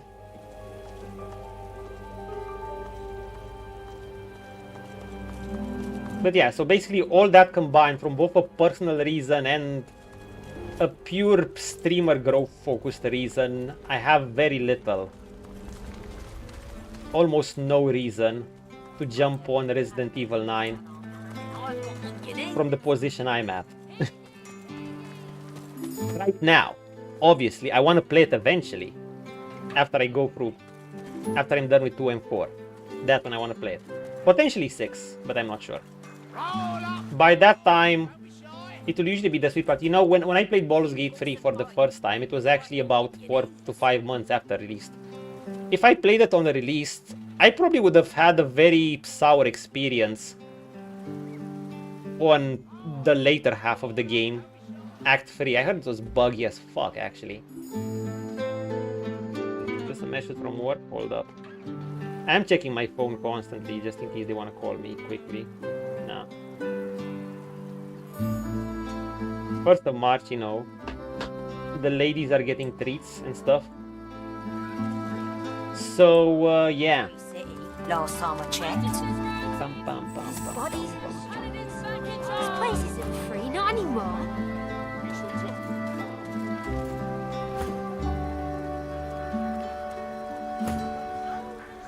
Now, I would have been on Resident Evil 2 because I know I left it in a kind of... Well, I didn't leave it... You kind of always leave that game hanging because it all takes place in one night, supposedly. But you won't finish the game on one night unless you know it and you're speedrunning it. So, but like I said, I didn't have that much time yesterday and I wasn't even supposed to be streaming today. So I'm gonna leave it, and I'm not sure how long the final session is gonna take, so I don't want to interrupt it, because then I'm gonna have just 2 super short streams. I want to have enough time to make sure I finish it in the next session, you know. And in this case, Divinity in Act 4, it's Act 4, I can just go about and explore. Okay, what are we doing? Let's check shops for some gear. We killed the Kraken. It wasn't that hard, was it? It was actually easy. Well, everything goes down. Miracles at a modest price. Too loud. Miracles. Paladins would do Be to us good, if please. we let you go wrong Sucks. like that. Shit. Dog shit. Parks are still a free city. Awful. Last time I checked. What are the chances this would actually be good? Streets. This place isn't free, not anymore. Wouldn't be awful, but no crit. Pum pum pum pum pum pum pum pum. All those broken arrows. You've got your work cut out. Some are still. This game might as well be like, well, it's not exactly just a chatting session. It's The arrow flies. we have to pay attention during some parts, but during things like the Kraken, yeah, we can chill. We're fine. Anyway, do we have any good gear here? Lucky Charm, double knot, no. Yeah. Dude, do they change gear for a better helm? I just want a better helm. What damn it, game. I heard that the paladins killed unarmed magisters. I just want Didn't things even like let this. surrender. Not too loud. No hurry. Maybe we can find some good amulets. A most warm welcome. May my elixirs ease your burdens. Hunters, I've got the wares you need.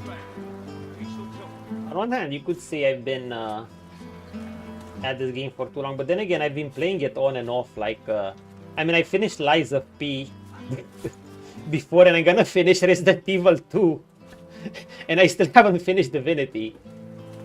All those broken arrows. But that's when I decided, okay, let's just make a game I return to every now and then. Well, until I'm gonna finish it, What you looking obviously. for? I am gonna finish it. I'm not picky. Go to it as your Flies straight. semi-chill game. Semi. Only can be so chill with this one. Do I want this ring? I like the wits, I like the scoundrel. As you need. It got damaged. Back to refill your quiver. May the land sustain you and the wild game feed you, Nature friend. provides.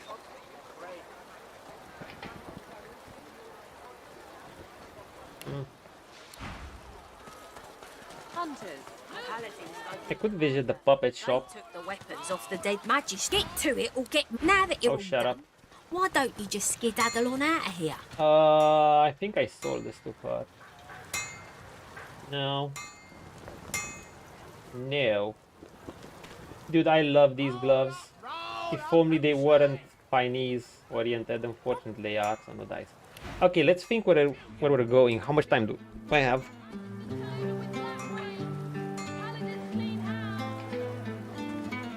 I have about an hour and a half.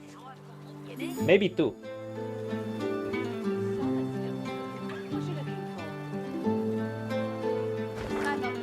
I'm not going to the Lizard Consulate. I'm entering the Magister's lab, or I'm going to... I'm not going here. What's this place of long, you Shop think? here for sundries, oddments, and general miscellany.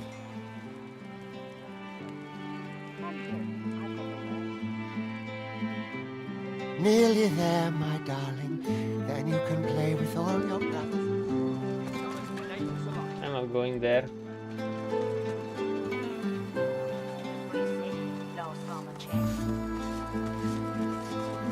Bodies in the streets.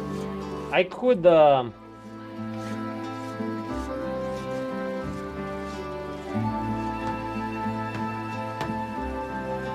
I could go around here.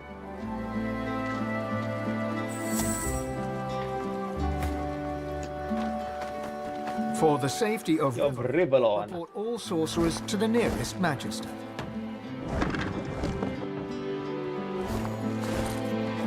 I also kind of said I want to free myself up a bit for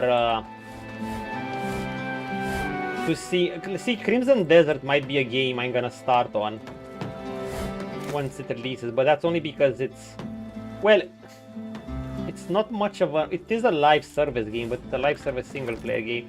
See, I still take issue with the live service part. I'm wary on them, but I kind of do want to try it. I built.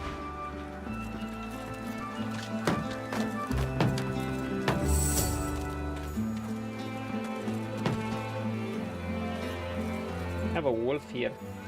Clear off. Need to keep the way clear.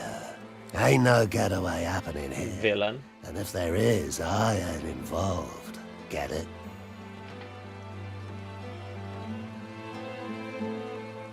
Telling me how to set up for a quick getaway when you see it. Huh. Ain't no one going nowhere as far as you're concerned. Villain tag is Ain't useful. no one packing up and moving out of the city in a hurry. And that no one ain't no dwarf. Get it? Now go on, clear off. Good. Get it? Now clear off. You're in the way. Bam.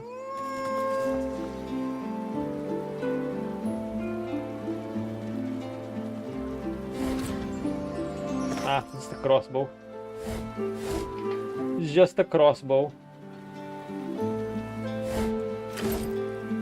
Fly algeric mushroom. Oh, this is the cheese lady. Mysterious trader in cheese. Hi, lady. Well, hello, handsome. Care to hear about the power of cheese? I've got wheels and rounds and blocks and rolls and possibly more. But my wares are nuanced, with undertones of something rare. She looks you up and down, then... What's on my mind? Why, texture, maturity, taste. But most of all, I'm wondering what tickles your fancy. Looking at you, I think it may be power. Unlimited power. Am I right? Yes. So I have not misjudged you. Now, we've established how you feel about power. How do you feel about law? Specifically laws relating to property and the acquisition of goods, Well, our RPG morality on this, or RPG stance on this is, you know, it's not a crime. God.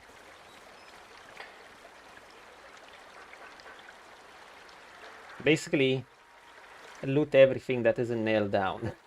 Almost. Almost. Definitely will soon be in charge around here and she'll have nothing to fear from me. She does right by you. A glint appears in her eye, and she smiles. Then she raises her hands and shows you her rings. Perhaps this is the power you seek.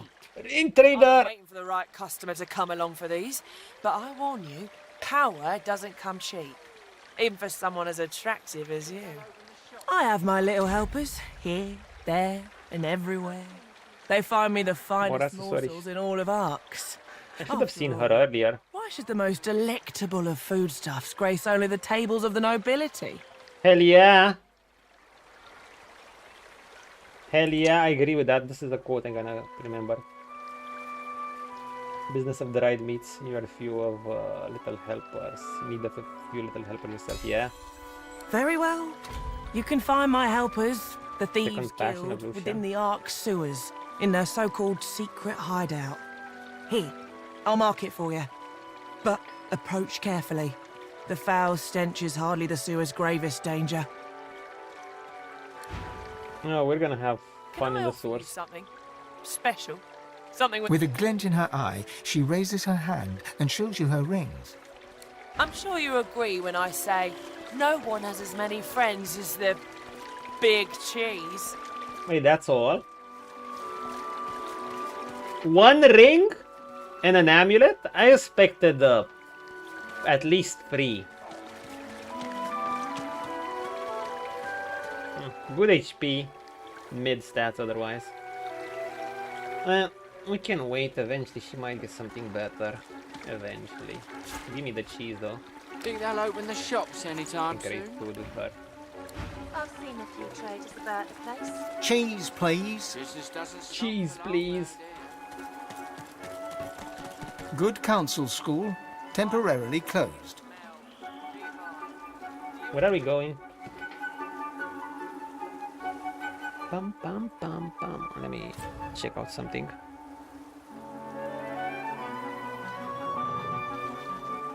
Bum, bum, bum, bum. You know, I might play Solasta too. When is that coming out? I mean, it's D&D, so I'm familiar with the mechanics.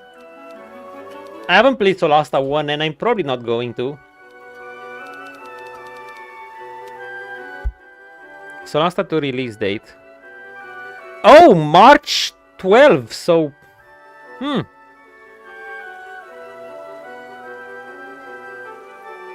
Yeah, I'll either finish those 2 by then, or be close enough to finish it. Okay, this could be a game I could play on release. Should we watch the Solasta trailer? We could. In this, I could watch Wolf Hearts, Mama and Wolf Hearts FPS, and Extra Life. Yeah, I'm just gonna leave it here. Yeah, I might actually play that. You know, see, this would be a situation where I could let my community choose. Basically,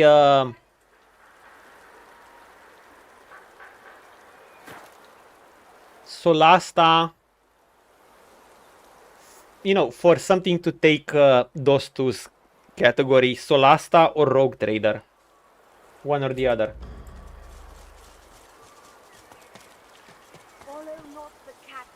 I will want to at least die through Rogue Trader at some point when Warhammer 40k Dark Tide is coming. What am I doing here? Ark Schoolhouse. I kind of want to go.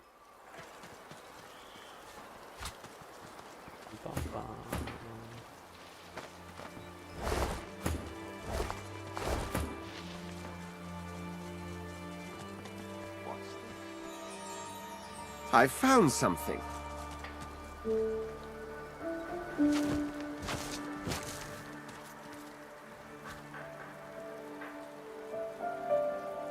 No, I remember there was a demon ambush here. None? Was it because I got two already? I mean, I got all the experience in one, I just got a bit of experience in the other. Can you believe this school was teeming with students just a year ago? Everything changed so fast. And it's the kids that suffer. But what about the children?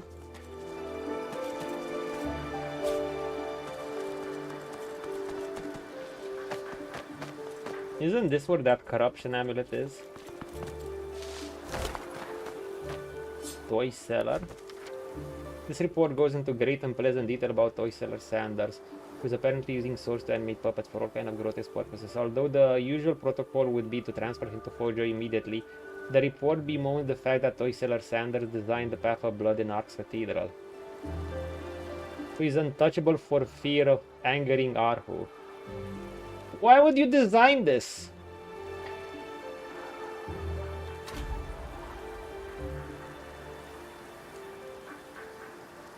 Why would you create that?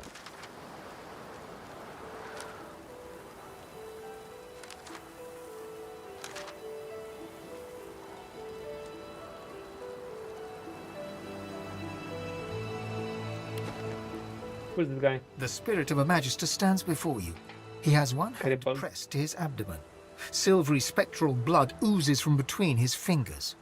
It shouldn't hurt anymore, but it does. I swear it does. Tell me, have you seen a magister named Wainslow? Stout fella, a little loud. He helped me escape when the paladins attacked. I'd hate to think any harm came to him. Slow. So I need to check something.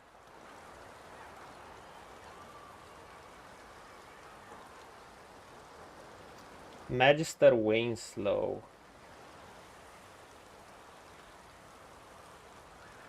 I don't rightly know. The paladins came, intent on ransacking the barracks. The fighting started so quickly. Before I knew it, I was wounded, and Wainslow was hauling me away. He said he'd come back soon, and we could escape into the sewers. But that was the last I saw of him.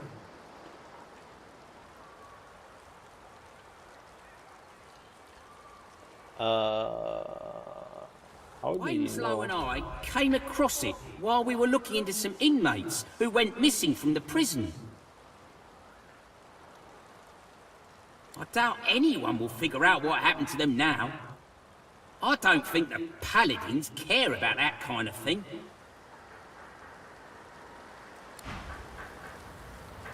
I mean, we're there to find that. Oh, we know the missing prisoners. I hope Wainslow's all right. He's one of the good ones. Well, I suppose he might still be all right then. If you do see it, Wainslow and I came across. I doubt anyone will.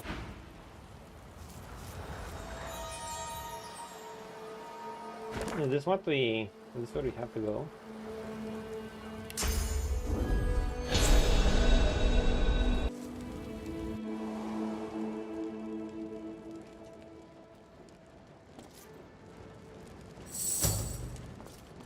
Oh boy, I recall there was a fight here and a pretty deadly one.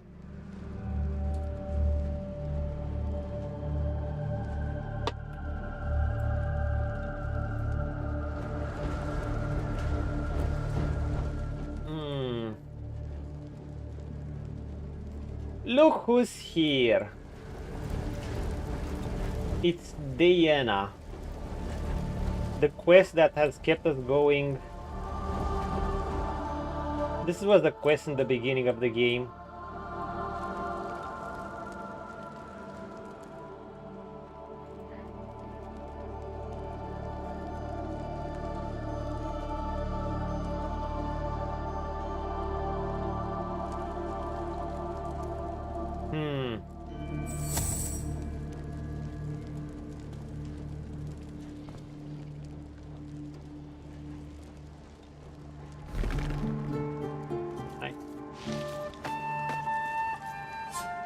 Sneak up.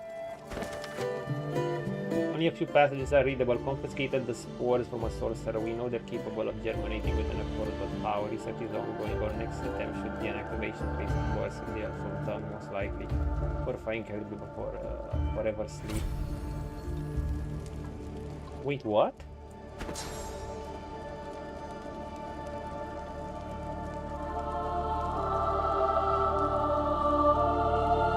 Contamination spore to spoil even in recent poisonous clouds.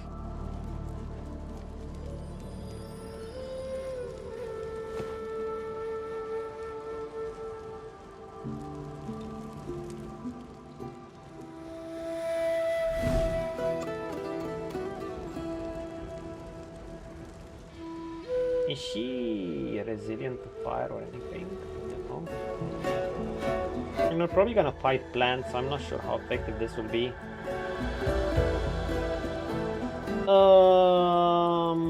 Beast, how about you? We're gonna...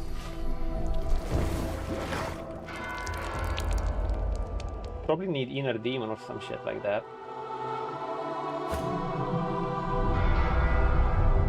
All the fire is gonna be annoying.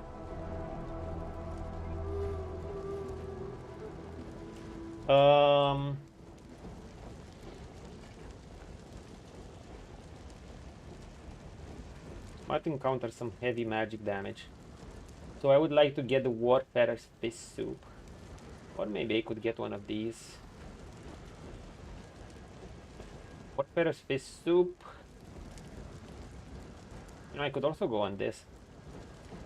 This one gives poison resistance. In a sense, it's better. But no, I'm gonna go on the Warfarer's Fist Soup. This. And then buff myself. We got it. I think we got it. Okay. Warfarer's Fist Soup.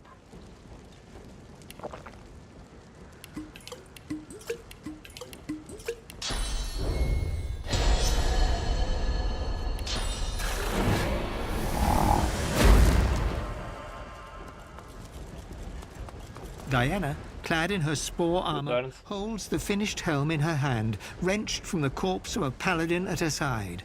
She places it overhead and stiffens. Yes, ancestor. Show me. I want... What do you want? I don't care what you want for now, but what I want? One buff. No! Why did I do that?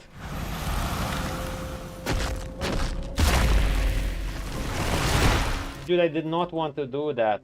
Fuck.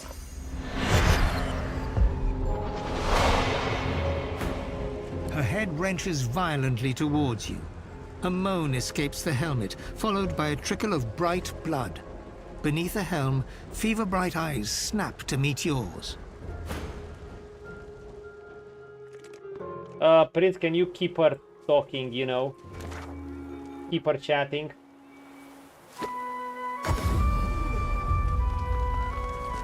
We need to drain corpses quickly. Accidentally pressed... we still have a few here. Why do you come, lizard? Lizard. Slaver? Slaver. Come to chain, bind, burn. Damn. Yeah, we're just gonna delay.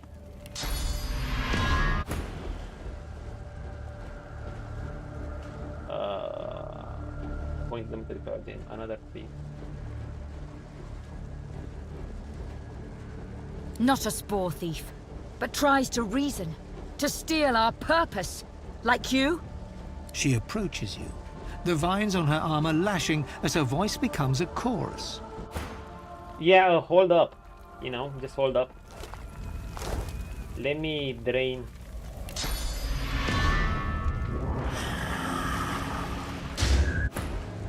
You come too late. We are complete. One skin, and we only begin. Oh yeah, how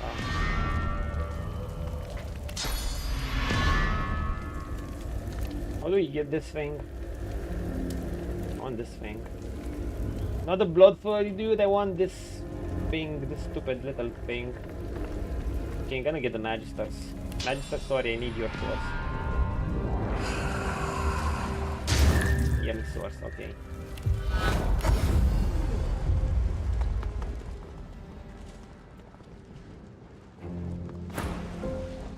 Remind her that she set out to help people.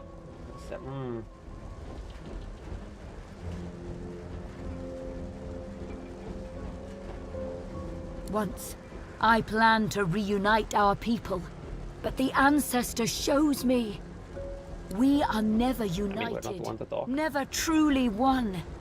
But the Ancestor makes more spores, and we become one. Do you see? Everyone. Oh, she's going loony.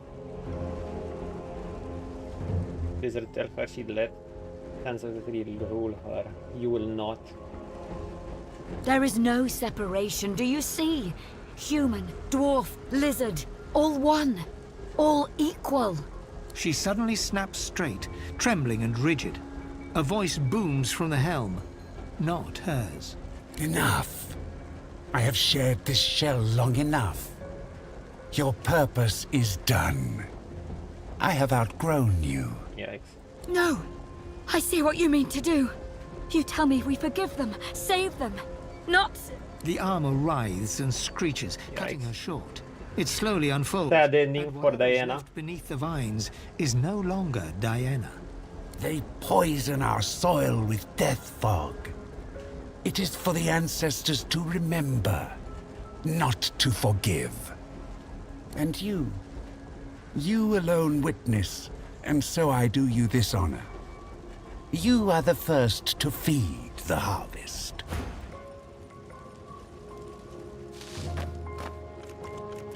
I don't think we're gonna be allowed to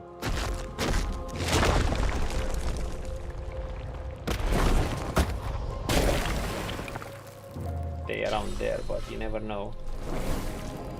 Just in case.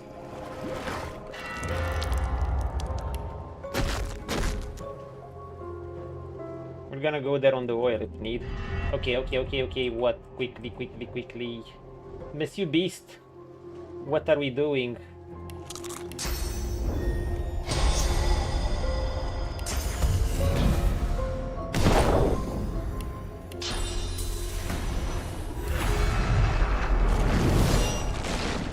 We got our apotheosis off. That's nice. And intelligence. How is he doing? Rebuffing is OP. And we got haste. So Daeyena is on us. He's very squishy. These things... Okay, wait. This fight was kind of hard. Kind of. Bloom of Might. I might actually need 140% poison. Percenter. I might actually need 100% magic resist poison potion.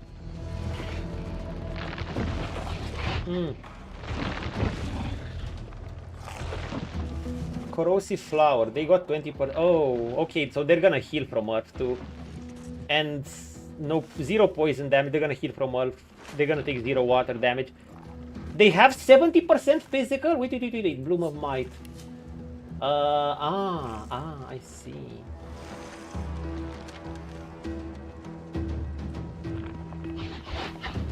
Wait, but that means it has 75 up anyway.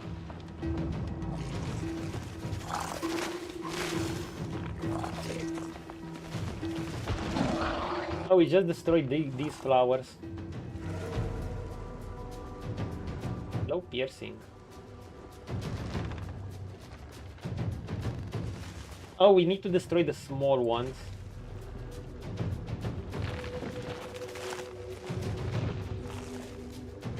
Bloom of Might, Bloom of Momentum. I think it's the... Ooh, shit.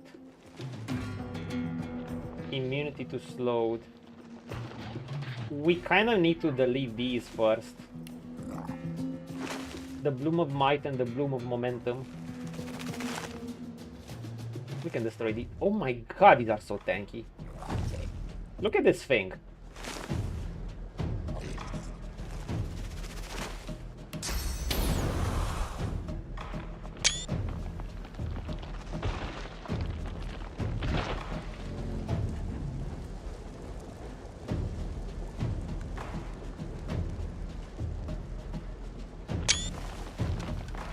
Good little screeny. Who do we take out first?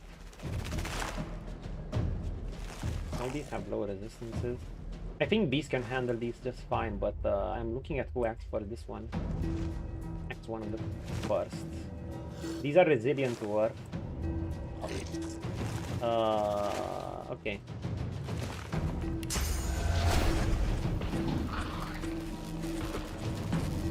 My damage should be sky high. Initiative is sky high. I unfortunately can't get to them. I can only get so far. I could get to... Just a moment.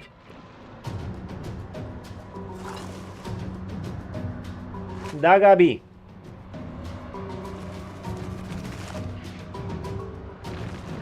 Noi pe la Cristi a zis că o să vină pe la 5:30, că am înțeles că se face repetiție la rece, de asta nu putem. Cristi vine pe la 5:30, o să vină înaintea mea.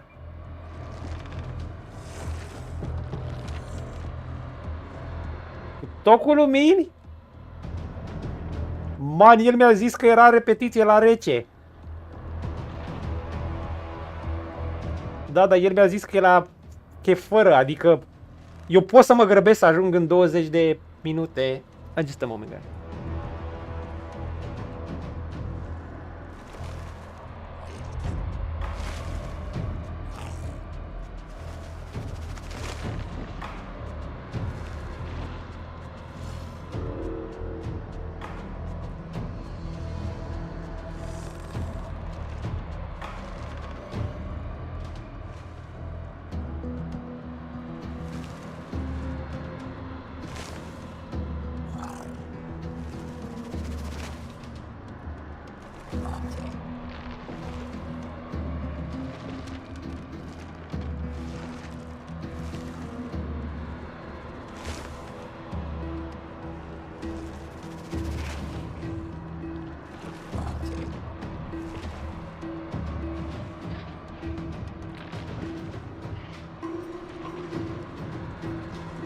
Ah, sorry about that. It was I forgot to turn off. They might need me at work at this odd hour earlier. I'll have to see.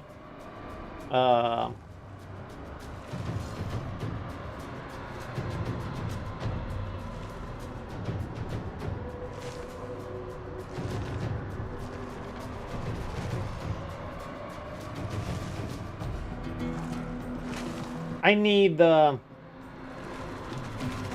to take this, but I think he's gonna get called now. Just let me check the schedule, guys. You heard me talking in Romanian a bit. That's okay.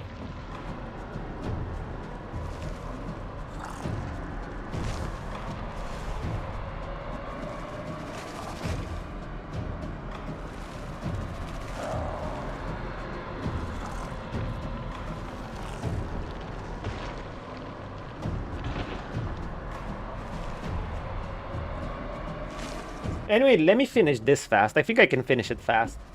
And I might need to, at least I might need to stay on standby. Let's just make sure we don't die.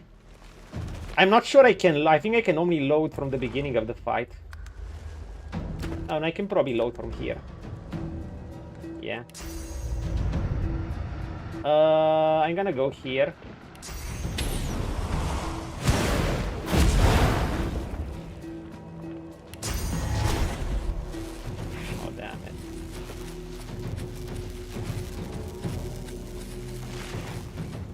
Why doesn't it let me...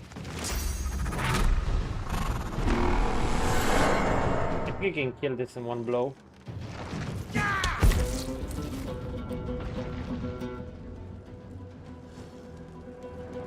It lost the resistances. Oh no, it lost the AP boost. We have the peak music. I don't think I can jump from one to another for some reason. Might want to do this though.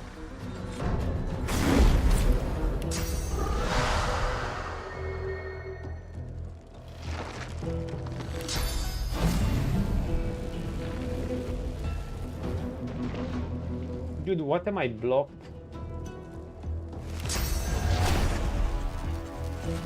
I have no idea what I'm blocked.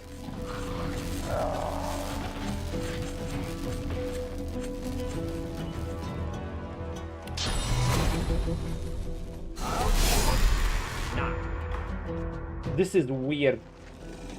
This is weird as shit. This is so weird. How you can't jump into this flower. It's literally blocking me. It doesn't matter. I guess I'm just gonna kill it.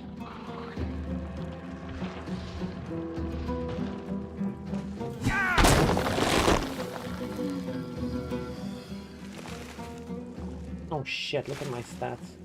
Ooh. Beastly.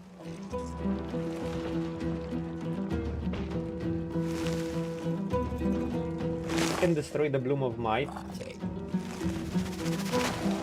Well, we don't have enough AP for this. Oh, dude, why am I blocked?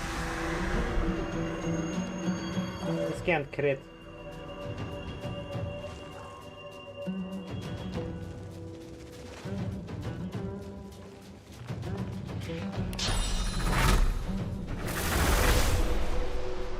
It's so weird. I think I'm gonna get to here.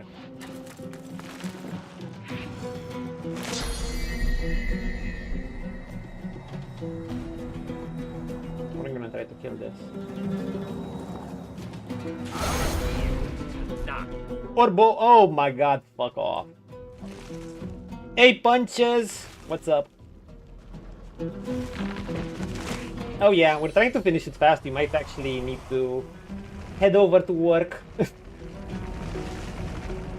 I just might. Oh, 12 HP. Fuck off, big. Wait, can I go here? How you doing?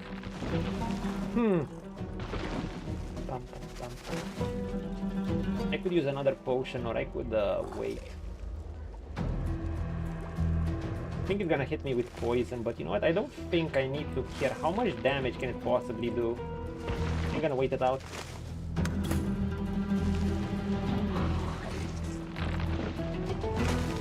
We've destroyed the Bloom of Might. Oh yeah. It was even more beefy. We need to destroy these flowers. Look at that. Listen to that soundtrack.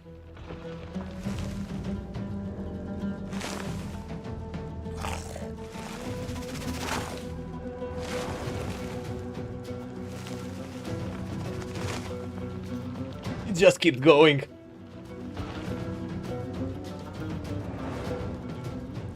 It just keeps going. It gets you hyped. I can't wait to see what they do in Divinity. Okay.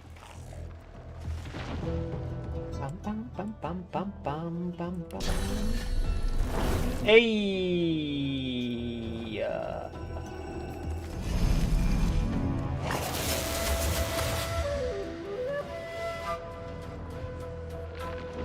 Need to kill the Bloom of Metal. It still has resistances.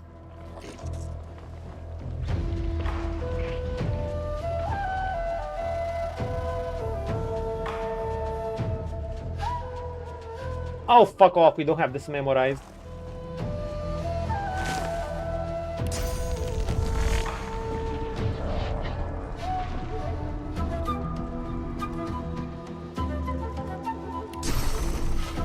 Did we kill this? I kinda wanna try it. He's a bit far. Has more physical than magic. I can leave this be. If we have a corpse nearby, we could do something, but if we don't...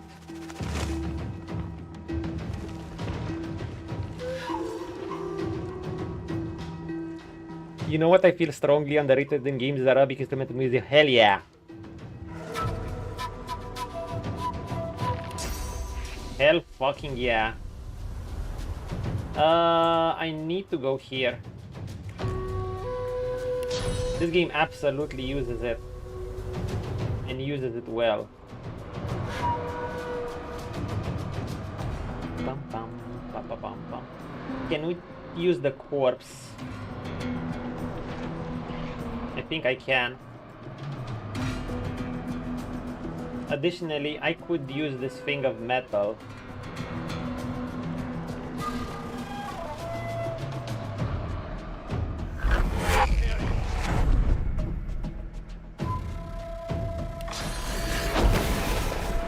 Boom! Into the dark with you. Can I destroy this thing? We're gonna use Inner Demon. Let's see what you got. Ooh!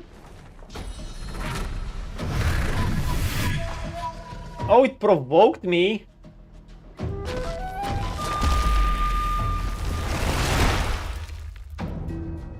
Wait, I think I'm... Oh, I'm immune to Taunted. Yeah, I'm immune to Taunted.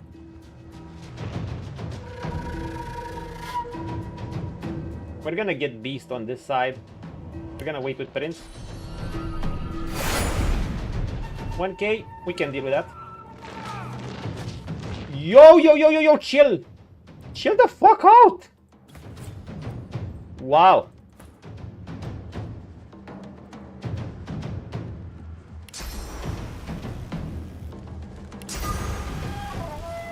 Chill the fuck out. Where is the what's her face?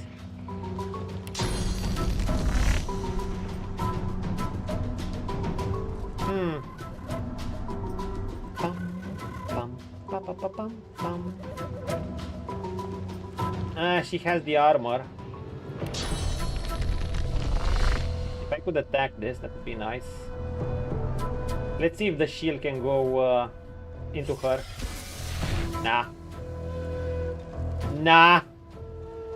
We're gonna have to go in. You're gonna have to go in. I'll yield to none. I'll yield to none. We can do lightning. Additionally, we can use Grasp of the Star, but I'm not sure.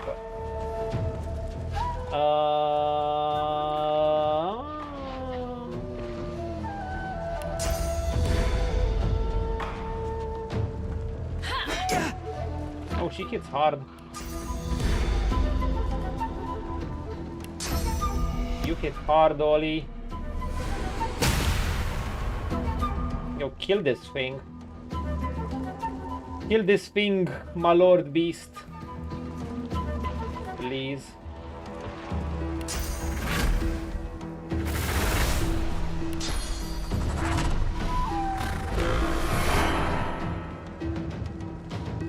Remember, you can spam source abilities for one more turn. Fear not the Reaper.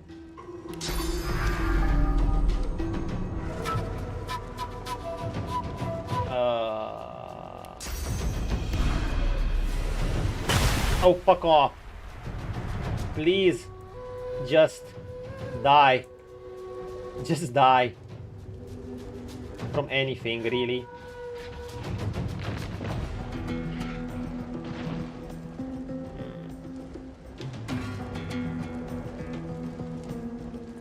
You die from this. I think he's just gonna survive with a pitiful amount of HP. Basic attack. Sometimes a basic attack is what you want.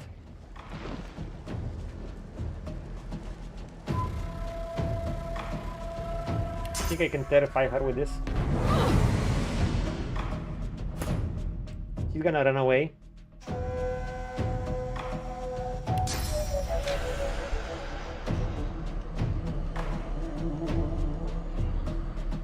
Oh, he's beefy, but so is my prince. Anyway, we killed the stupid star. We have a few more points. We have bullhorns. Let's go ham on them. Shall we? Actually, maybe I want to keep my source points. Yeah, I might be struggling for source. Let's not be wasteful. 6.2k. 1k fire. It has actually minus fire resist. 2 attacks.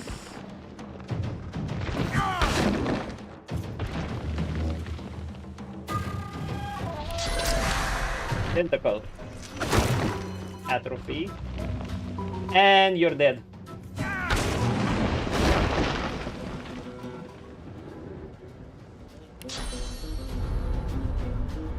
There goes the music. Daeyena, you are tanky, my lady. Unfortunately for you, not tanky enough. Oh, actually did a non-crit. Prince, I mean Beast. Is it time to actually auto-attack her? I mean, that would be something. Nah.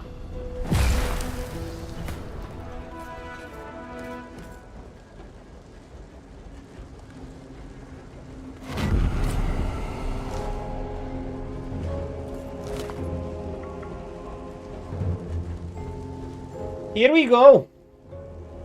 Grease of Contamination. So this armor, apparently you can literally get a GG.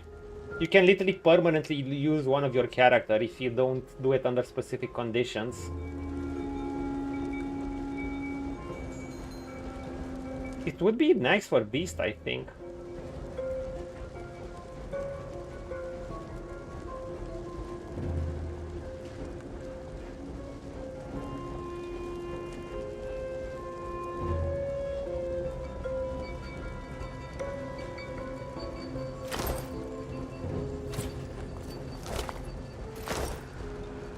I'm not even sure I want to use it.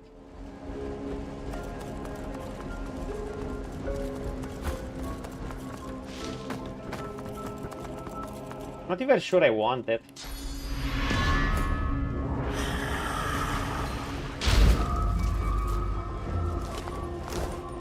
Yeah, I'm absolutely not sure I want it. I don't think I used it on my first run. The armor could be good, but I think custom divine gear can be better with the right stats. I'm gonna be real. There should be another one.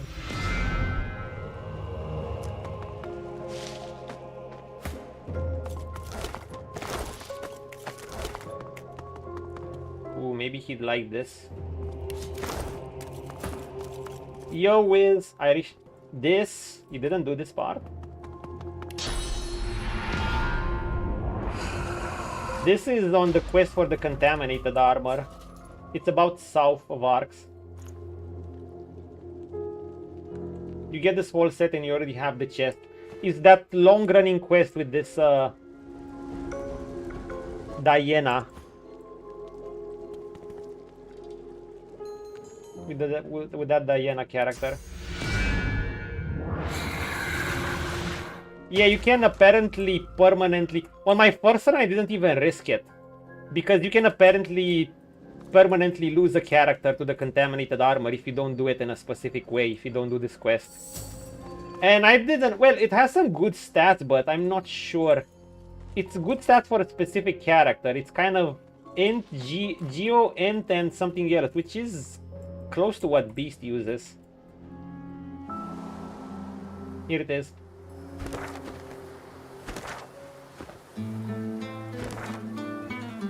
To the sewers? I don't think I'm gonna get to the sewers.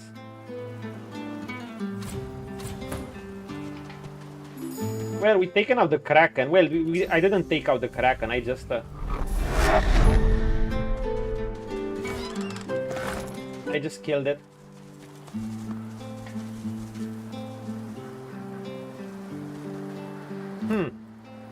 Anyway, I need to make a phone call. I want to see... I wasn't going to stream today. I just found a few free hours. And, you know...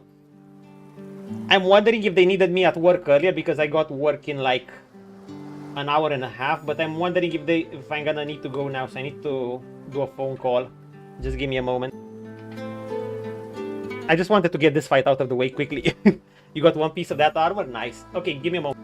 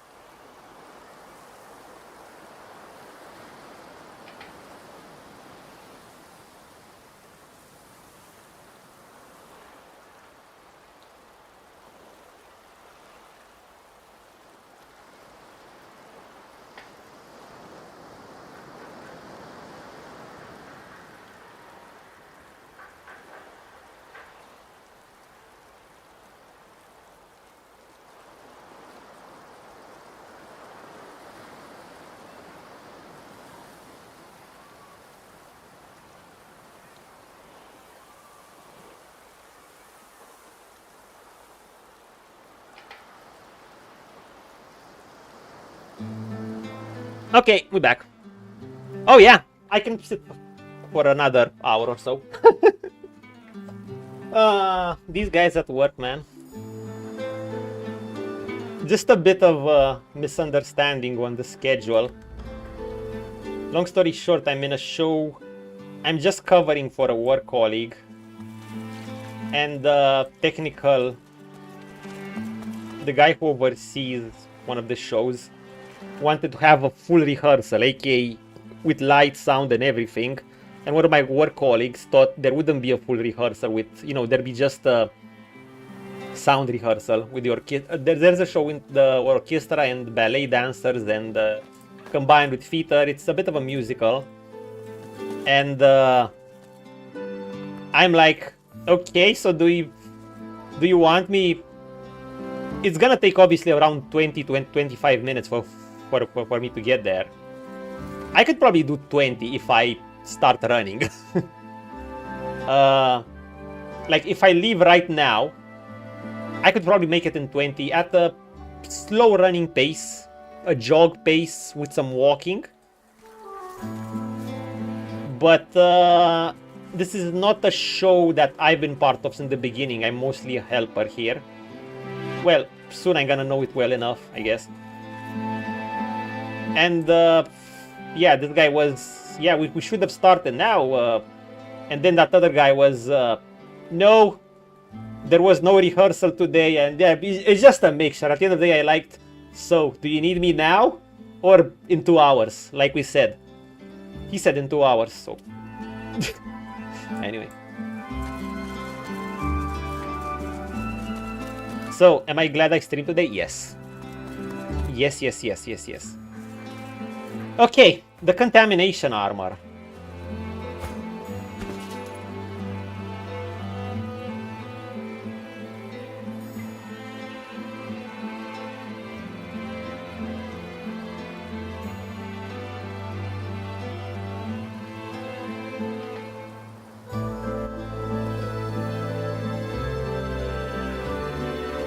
You know, there's one way we can try it out. We can recruit an NPC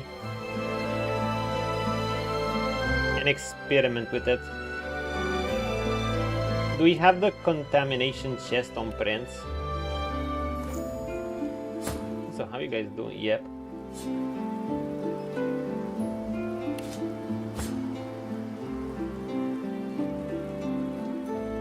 It's really... Okay, it's level 14, sure. Popping in before I head off to the city. Everything hope you well with you. Yeah, we're well. Just getting a bit of a shorty stream in.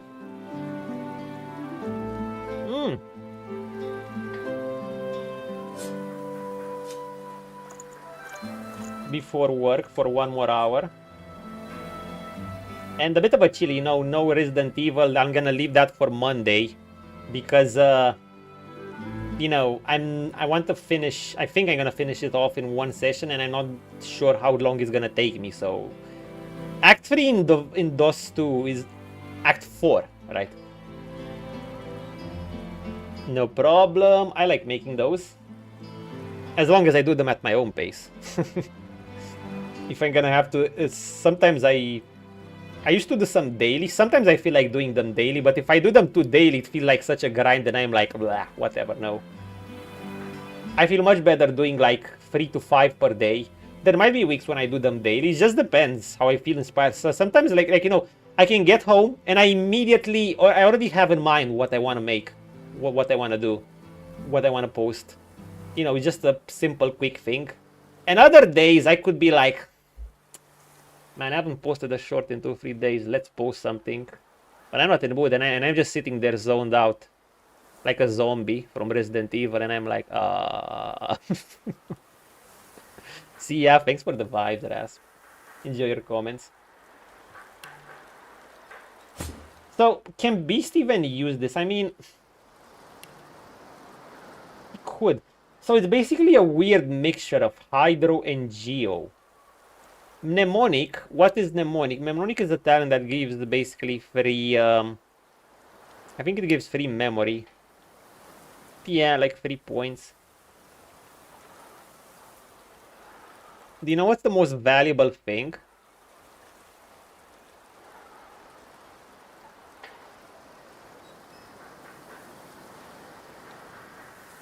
The most valuable things are these gloves. The chest, dude, the chest doesn't even have a slot. The gloves are valuable because they have two slots. Siphon Poison is actually... I tried it. It's a very mediocre skill. It basically takes poison from around the area. And it gives you poison damage on your weapon. And it's shit. It's dog shit. I can show you guys what I mean. Watch.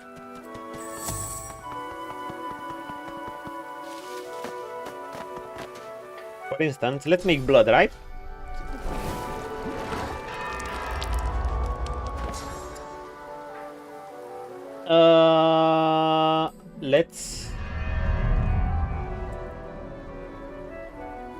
Let's put this here.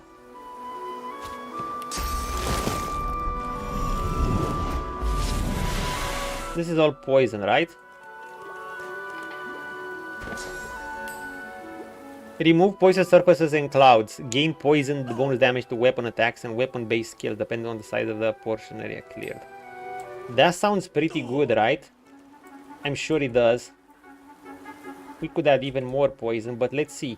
This whole area, I mean, it's kind of unrealistic to have more than this. Now, if you get a huge number, I'd say worth. Never mind that poison is one of the most resistant damage types.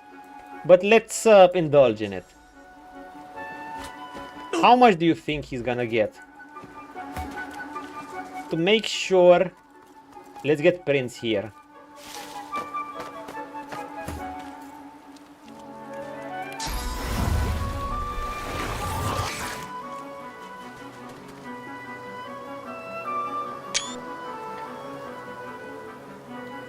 Dog shit.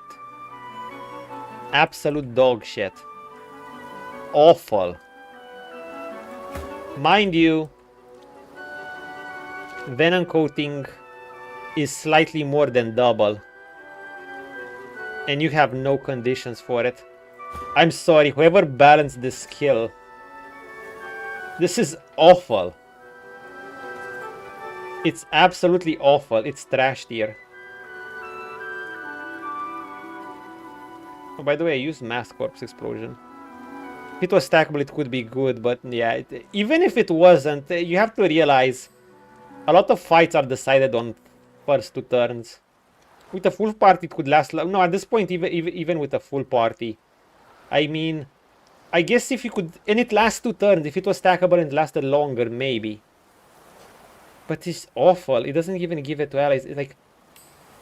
It is junk. It truly is junk. Also, where's my Corpse Explosion? Here it is.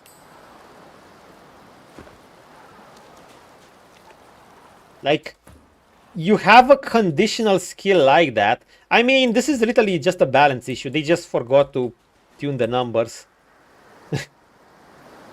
They just should have made it, you know, tune the numbers, make it...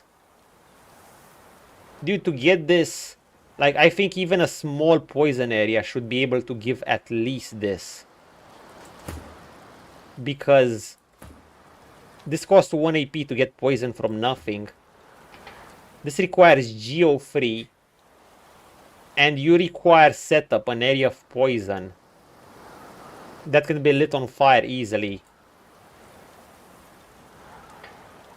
So even a small area like this should give more than this. I'm just saying, or at least will last longer. A wide area like this should give incremental. Let's say, I'd say a small area like this, like the equivalent you'd get with an ooze grenade. Ooze grenades are like, kind of this is the space of an ooze grenade. This should be, if this is like this, and this is without geo skills. It should scale off geo skills. This should be, it should be around 50% more than this. 300-ish or something. It still wouldn't be that great because the condition with the tool is have poison, but let's say it would be acceptable. And because it could scale a lot, you know, you could prepare a huge terrain and make it scale really well. You know, reward the player for managing to create this many poison and absorb this much poison. Otherwise, it ain't it.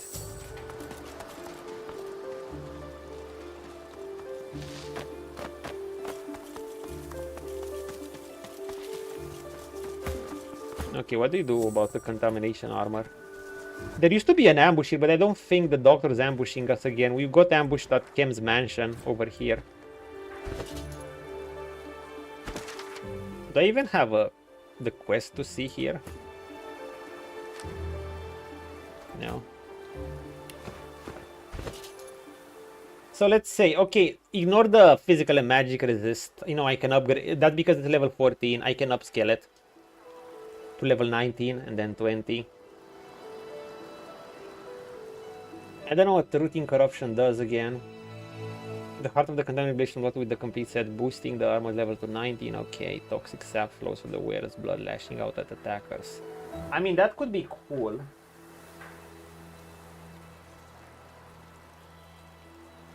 It's just Hydro and Geo. What's with that? It's a defensive mix-up, I guess.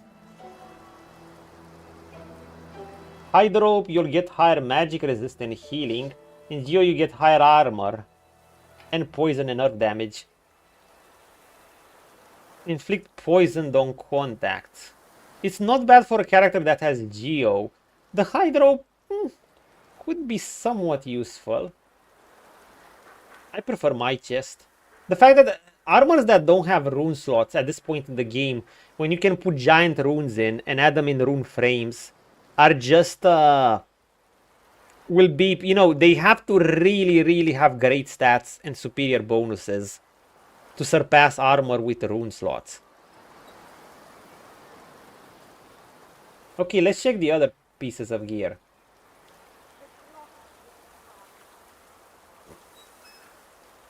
These are, like, I'm comparing these versus some divine boots I found in Act 3. Actually, it was these I found in late Act 2, I think, and I've upgraded them. Late Act 2 or sometimes in Act 3. I've upscaled them. Even without the crafting overhaul mod, they'd still be better. They still have the HP increase, the initiative, the sneaking, the fire resistance, the HP, and I could add immunity to sleeping. I can add immunity to sleeping to these too. And these, while they're solid, we could find much better. Especially as we get 20. The boots are shit. The chest is... not that shit, but weakish. Mid. Below average. Average at best.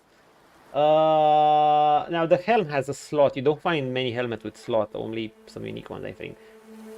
Intelligence and wits. Our beast unfortunately has no use for wits. And 2 in Lore Master. See, it's so weird. These stats are useful on their own, but the combination is weird. You have to have a specific character that uses this. Like, what can I use here? I can use the intelligence. The wits for beast, no, they're not useful. He's not relying on crit. The poison is this, sure, is not bad, not needed. The Lore Master, he doesn't need it. I prefer the Scoundrel, the Geomancer, the Forint.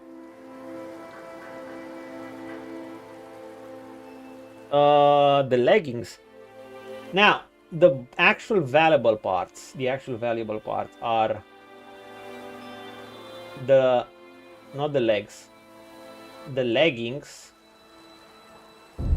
Everything that has a slot. See, this gives intelligence and constitution, which means it can be pretty damn good. It's actually tempting to get it. I would lose a slot. I would lose Fortify. Okay, don't need the wits. But then again, even without this, look, this armor gives me 10% of fire, water, and air. 2 strength, 2 intelligence is better. But I can get 3 intelligence. Yeah, okay, these could be better than what I have. So maybe I can get the boots. The gloves. Now these have 2 rune slots. Now, although the skill is jack shit useless, just having 2 rune slots alone. The Geo is useful, the poison resist is whatever. That alone could be extra giga useful.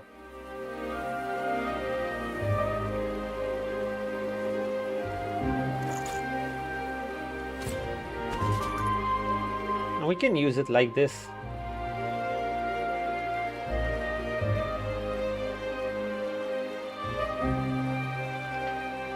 Interesting. What could I add to them?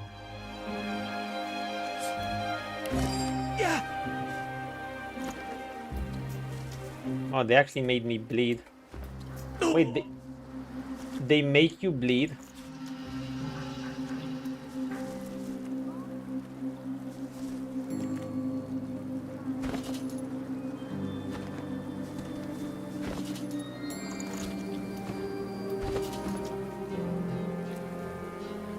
Wow.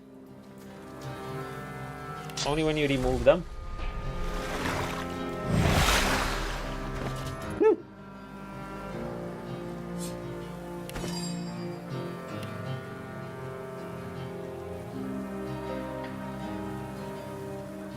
You could get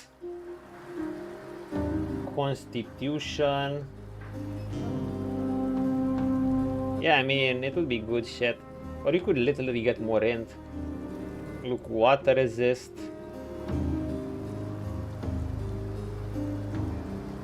Earth resist. Physical armor.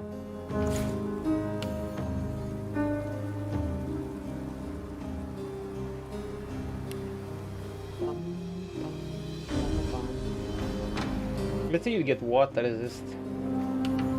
Yeah, see, just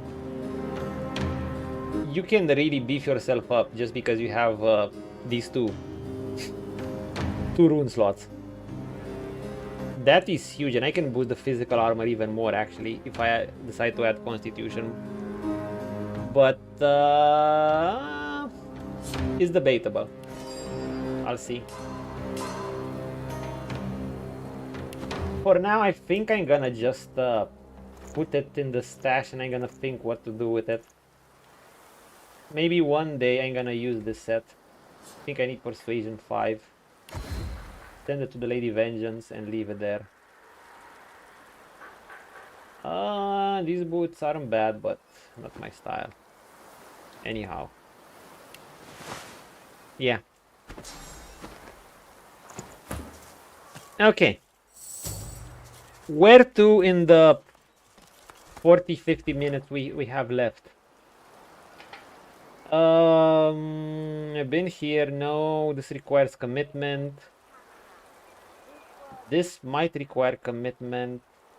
This definitely requires commitment. This requires commitment. This place. Yeah, we're just gonna hang around this place. We can chat around. So guys, I was thinking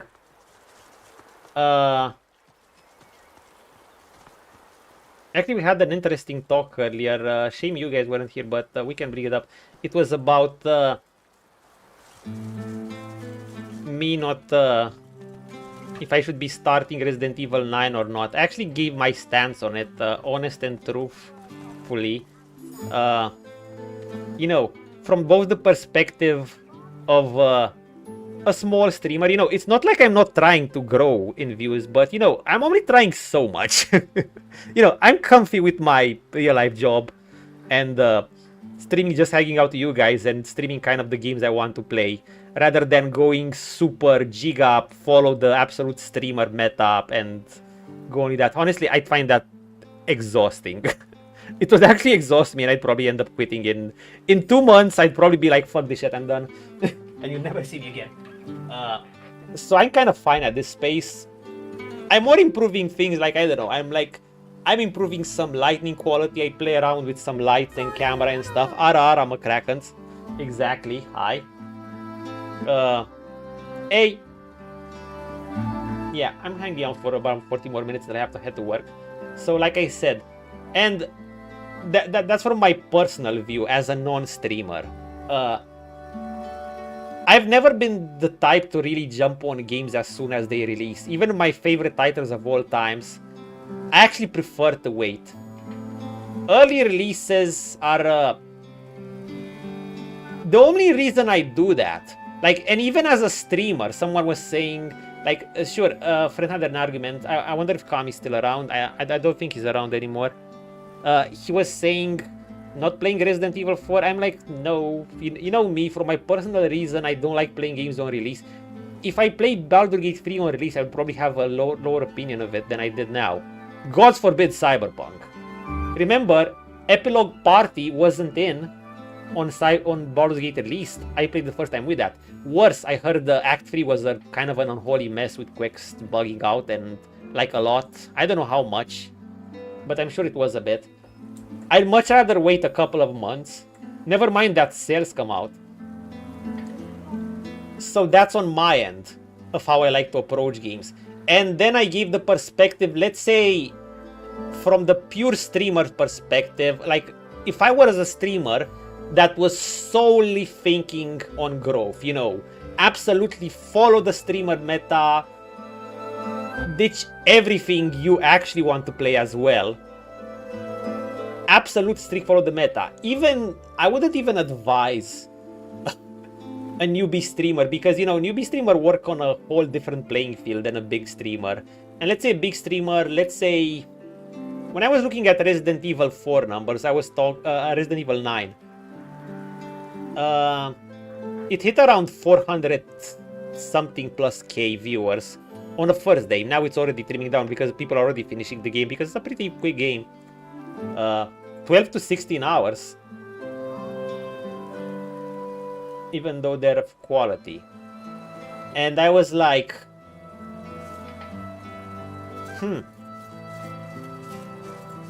I was scrolling down because I was curious. How long will it take you to reach even the 50 viewer streamer categories? Ages. I have no idea who'd want to do that unless they're doing it specifically for research purposes like I was doing. Like, how do I put this? Streamers I hang around with sometimes that average around 200, 300 viewers. They're still kind of small streamers, but you know, they're past the baby streamer phase. They're more likely full-time streamers. I guess 200 to 300 is at the point I'm starting to see more people comfortably become full-time streamers, but it's still probably a bit minimum wages-ish. Who knows, unless they're getting sponsors or doing other types of content. Dude, even 200, any streamer that was under 2k viewers was basically a no-face in a game that reached 400 plus viewer category in the Resident Evil sphere. So I was like, the only way I would even say it's beneficial, assuming you don't want it at all and you're just doing it from a pragmatic point of view, you're just thinking of growth. Let's say you're just solely business minded. It truly only benefits the top dogs. Basically, you needed to be 2k plus or 3k plus to be on the first page, and let's take on the second page too. 2k plus to be on the first and second page. Everyone else, good luck. You're going down, down, down. It took ages. And furthermore, now there are exceptions to that. Obviously, if you'd be someone who do specific content off platform, like on YouTube for that game, and I don't just mean YouTube shorts, I guess, unless you specialized in them or something, then yeah, that's another story. But if we're talking about, let's say, only Twitch, I don't know. Like, I personally have no reason for it. I'm gonna play it, don't get me wrong.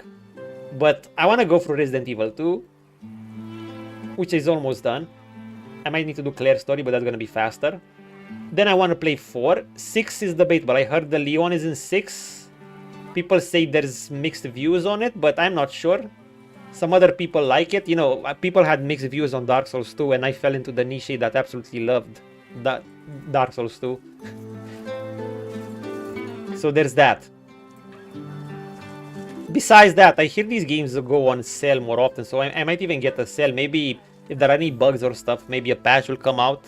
But I hear the game is mostly fine, so yeah, I'm probably gonna be playing it in around, I don't know, 2 months, maybe 1. We'll see. I think in general it's funny thing. There are many big streamers out there that emo are trash, but hey. I mean, do you mean the reaction streamer? Not to judge, I could do some reaction content at times, but yeah, I was like, I'll never see myself specializing in doing reaction content. I consider it such, like, sure, I don't mind doing a reaction every now and then, but specializing in that is just, but yeah, that's why I'm in game. So I neither have a personal reason. I want to get, like I said, I want to get through Resident Evil 2. I want to experience 2 because I'm a newcomer to the franchise. I want to experience 4.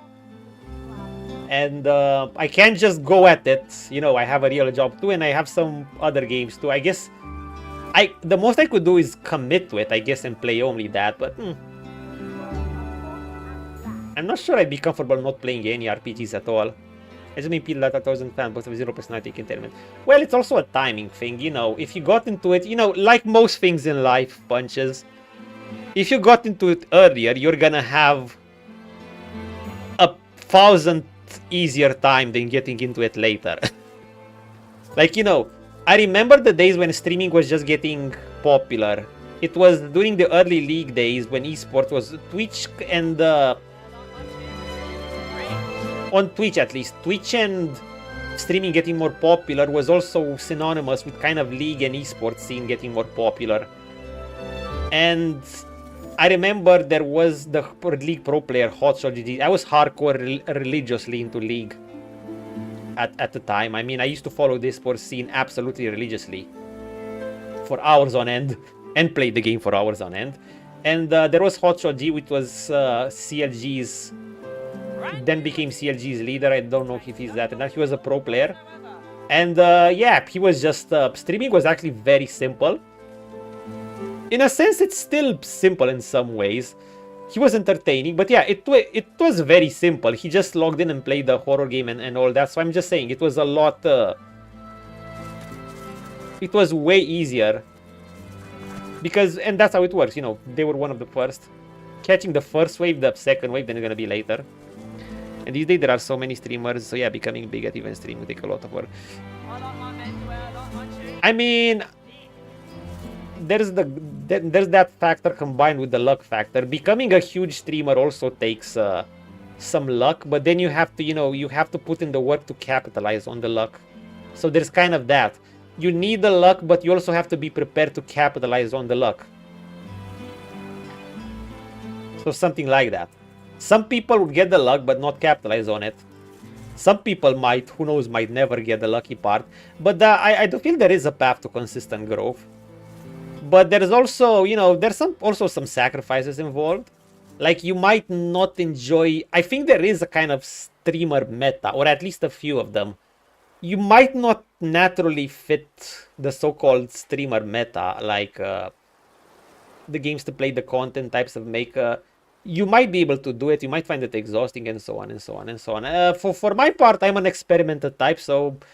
I'm down with experimenting various titles as long as, you know, I still need to enjoy the games to at least to some degree.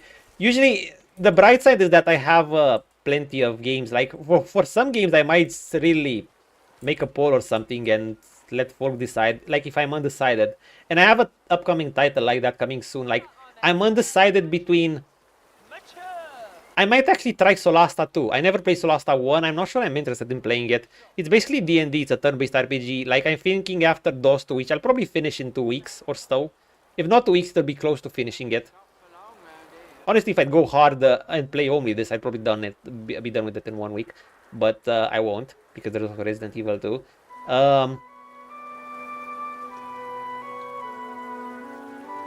Solasta 2 or Rogue Trader. That's probably what I'm gonna do instead of this. It will be one or the other. Solasta 2 actually comes out on March 12th. See, that would be the game I might be interested in playing on release and seeing how it's like. I'll see. One or the other. And the Rogue Trader, I will want to make sure I'll play Rogue Trader before Warhammer 40k Dark Tides. Both of these, I'm talking from the CRPG perspective. Warhammer Dark Tides will come out later in the year from what I hear. So... it's by the same dev. It's by Allcat. I think I only watch one actually big streamer and he actually have a personality. I mean, I don't watch them consistently. I just dip around every now and then. Ever since I started streaming, I've hung around my people, other small streamers. Or what should I call medium streamers? Honestly, I think I should call big streamers, even starting at 2K. I know there's a huge difference between 2K and 10K. Those are in another level. I think I say 2.4K or 2K because that's when you kind of start appearing on the second page at least, even when a game reaches insane numbers like like 400k plus viewers. That was a Resident Evil 9 category. I guess medium would be what, from 500 viewers plus, something around there, I guess. Everyone under that would be small, then my category would be baby, starting out, and shit, stuff like that. But yeah, that's kind of it. So that's why you'll... I'm not saying you won't see me at all when a new title comes out, but you know, unless it's something I'm really been planning and looking forward to. Like, I've already talked a lot about Blood of the Dawnwalker. I made a channel for it and sometimes post Twitter posts and vids, even though it's still coming out later in the year, because I've been looking forward to that. I absolutely want to play that. I'm hyped for it. It's, you know, former devs from Cyberpunk and that worked on Witcher 3 and Cyberpunk. And I'm gonna be playing the shit out of it. If it's good. There's always the chance that it's not good, but I'm going with Hopium. And Warhammer 40k Dark Tides, yeah, I'm interested. It's... The one factor I'm not sure about is I'm not sure how should I approach Crimson Desert, which comes out on March 19th. I played the dev's previous game, Black Desert, online, and you know, it was fun for 3 weeks to a month until usual pay-to-win elements started hitting. And I told you guys already, I don't tolerate that shit. I have zero tolerance for pay-to-win elements. When I see them,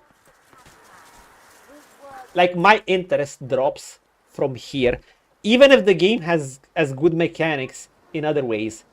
If I see pay-to-win mechanics, in my opinion, the core is rotten. And once the core is rotten, it's gonna spread out.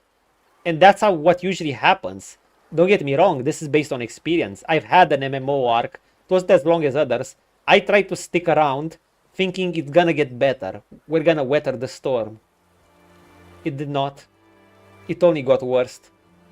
The moment loot boxes were added, the moment cash grab mechanics and pay to win mechanics were added, they just keep getting worse and worse and worse. Yes, you have to leave. It's recommended you leave as early as possible. You know why? Because they're gonna rely on sunk cost fallacy. They're gonna rely on a sunk cost fallacy to take over you and think that, but I've invested so much time into this character. Not just this character. I've invested so much time into this guild. Maybe you met people in a guild, you become friends. Hey, and that's cool. But the unfortunate truth is, even with that, hey, let's take a nice picture here. Despite that, you know, you don't control in which direction the game heads. If the devs are gonna add pay-to-win mechanics, they're gonna add pay-to-win mechanics. Anything short of a total boycott. And I'm not sure even that's gonna go back. I mean, that's been the state of many MMOs. Chasing every new game would be impossible. Oh yeah, oh yeah. Having people try and play the game the second they launch is stupid. Yeah. Like I said, I think even punches, even from a strictly, let's say, growth-oriented perspective, I still don't know who exactly does that. Like, you'd have to luck out with some short or other form of YouTube clip if you're making any, or a TikTok short, but usually the conversion rate is horrible. I mean, most of you guys, none of you have found me through a YouTube short or TikTok. The only people that have found me on a YouTube, it might have been a YouTube stream. Yeah, but not a short, I'm not sure. Maybe one or two. Jason and Vincent would drop in a bit, or Nico. No, they got the stream. So basically your shorts have to go super viral and the conversion rate is low. And you have to make your short in a way that promotes your stream. You know, I can make a funny short or an entertaining short like the Rita Wheeler one, but it won't say much about my stream. It's gonna be a good short and that's gonna be it. That's it. Really. So yeah, you'd have to really explode with the short in a specific way for you to actually benefit from playing a new release. Now, if you're one of the top streamers, you know, your playing field changes. You actually want to do that. But yeah, you'd have to be way higher, way higher. Otherwise, nah. In the future, they will struggle with anything monetized to loot boxes and in-game items that are paid for with cash, especially in new countries. I hope so. But you know what? There's not just loot boxes. I mean, have you guys seen the video Let's Go Whaling? Maybe one day we're gonna watch it or at least speedrun through it. Wait, I'm gonna leave it here. It's like opening the dark arts of necromancy. It's opening the black books of online game monetization. This Oh my god, it lasts like 20 minutes. I'm gonna leave the link here. Can we ban sports gambling next? Would be interesting. Would do a lot of people good. You know, sometimes... What's your guys' take on this one? Let's say we're not gonna do any major events now anyway, because I'll have to go soon, so let's chat a bit.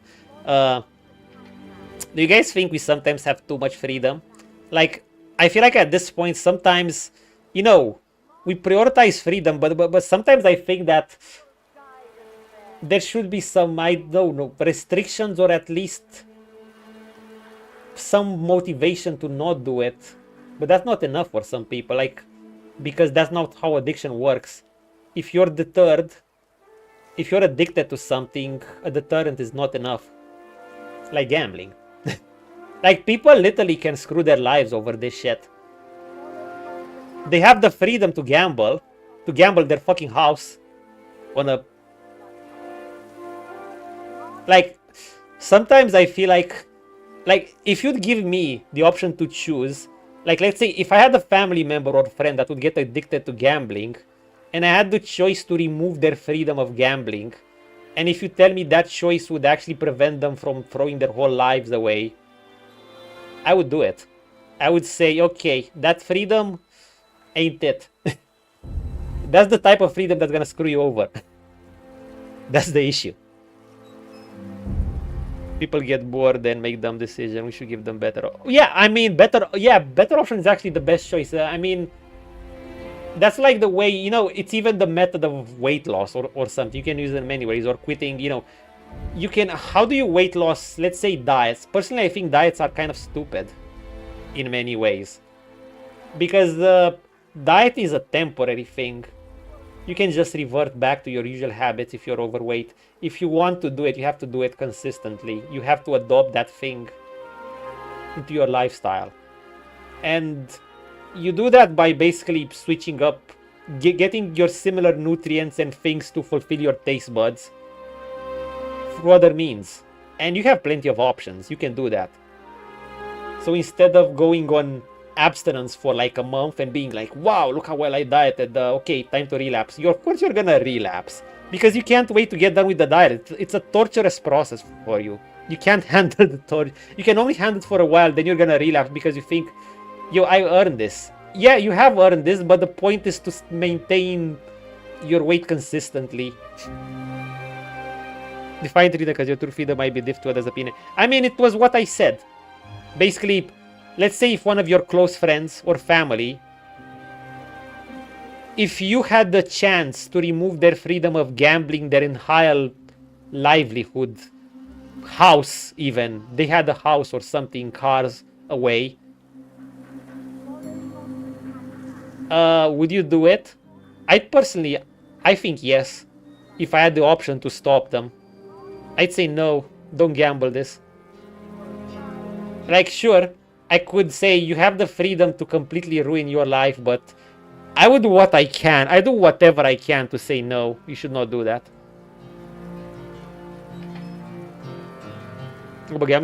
Oh, that's nice. But yeah, that's the type of, when freedom gets too much, like, is the type of, or if someone wants to, I don't know, you know, off themselves. That's also freedom, isn't it? And here I go on the, you know, never kill yourselves mindset. That's what I'm saying. And things like that. That's where gambling goes. But let's, because we went a bit haywire here, let's go back to the gambling mechanics in games. Also, did I link you guys that Let's Go Whaling vid? No.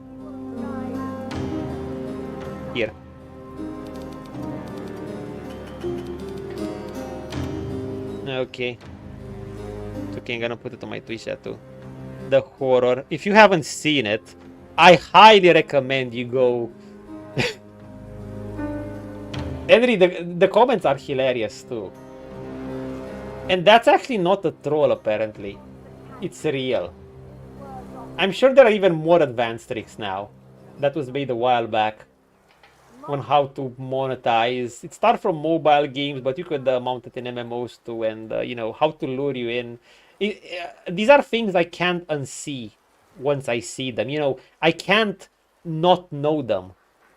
And I swear, I forget many things, but there are just some things like that that I can't forget them. Like whenever I go into a live service game, it doesn't even have to be an MMO.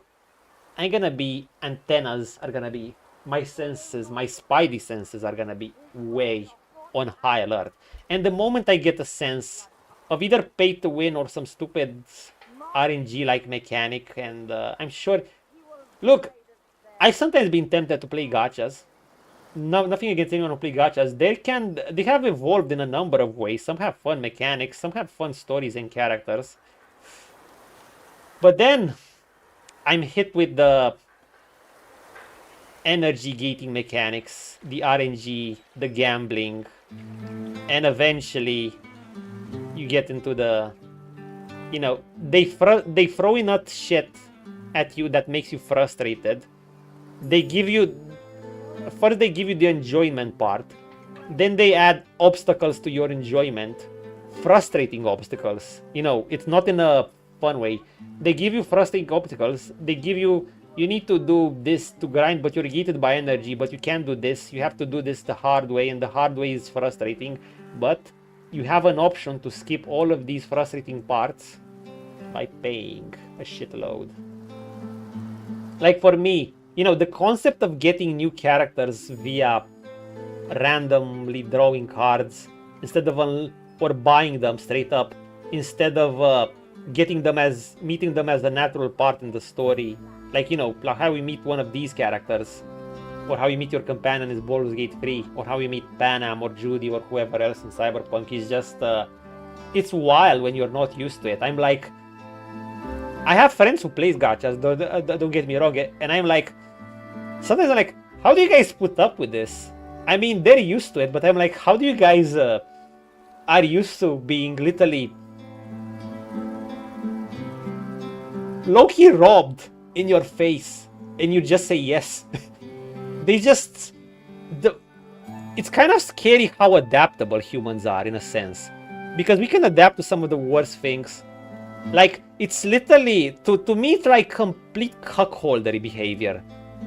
Like, they're just robbing you straight up, and you're just accepting it when you have better alternatives, but they're just used to it. It's actually scary that I think to myself, I could have gotten used to it maybe if I engaged with them, if I didn't drop out. The government shut down tons of poker and other gambling casinos near where. I think it's actually easier for them to do this with real life gambling, but in gaming it's more notorious because it's more hidden. So in a sense it might be worse in gaming. And let's be honest, while I know I'm very pro gamer, I consider gamers my people, my race in many ways. I absolutely want to admit that some of the main flaws of gamers is that self-control is not the best.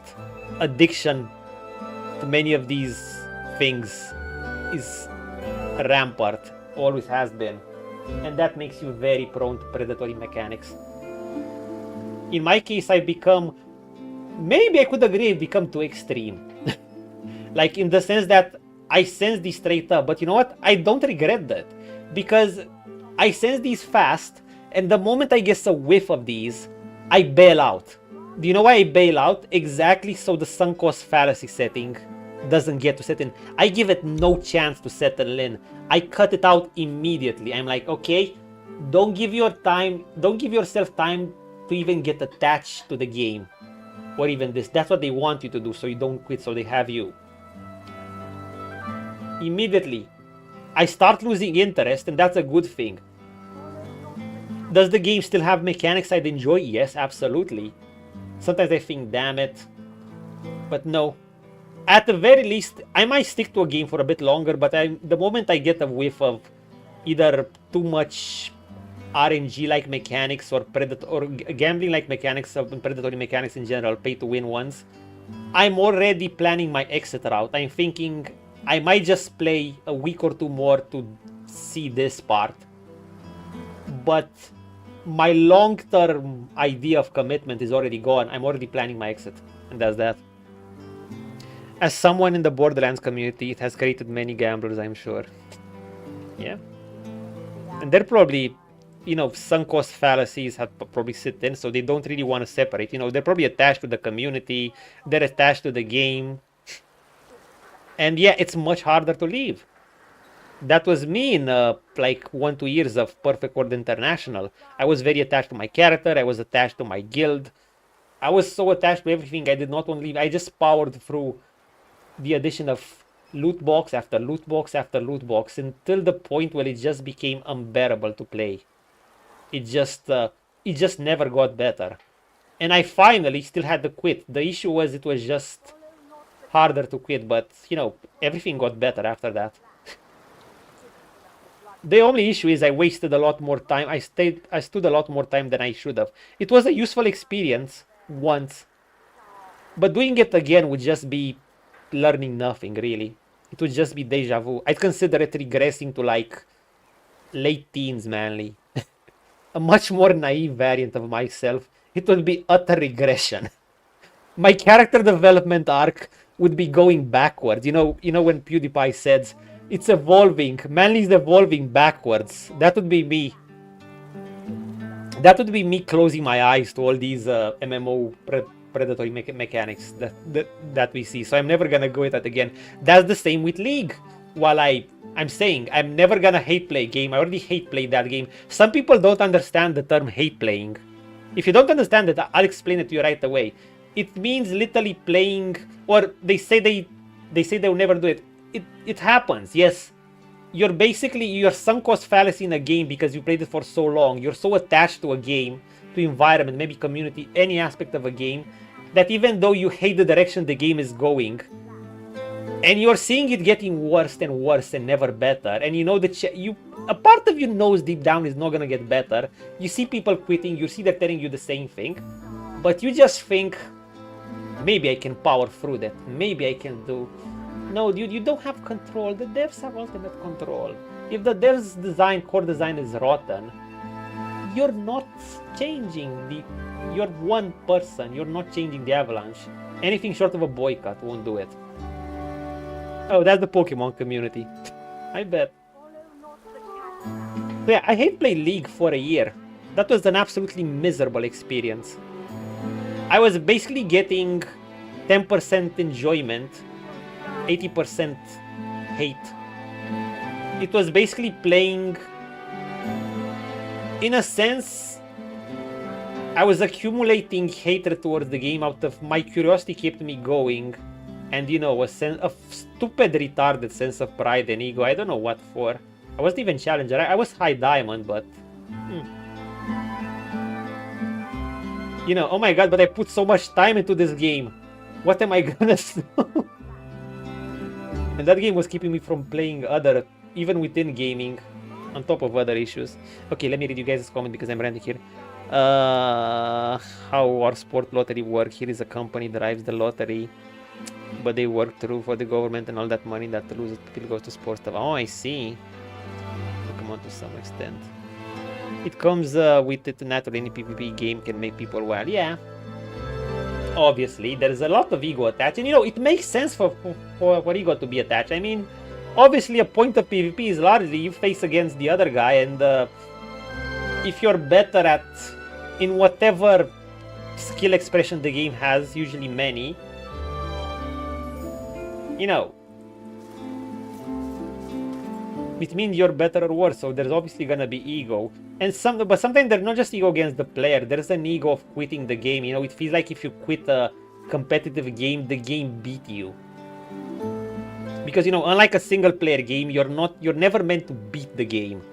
Beating the game, what does even beat the game means in a multiplayer game? There is no such concept. I guess until I don't know, winning a top tier esports title, is that beating the game? Maybe. We can say Faker has beaten the game in that sense. You guys have heard of Faker at least, right? Even if you didn't play League.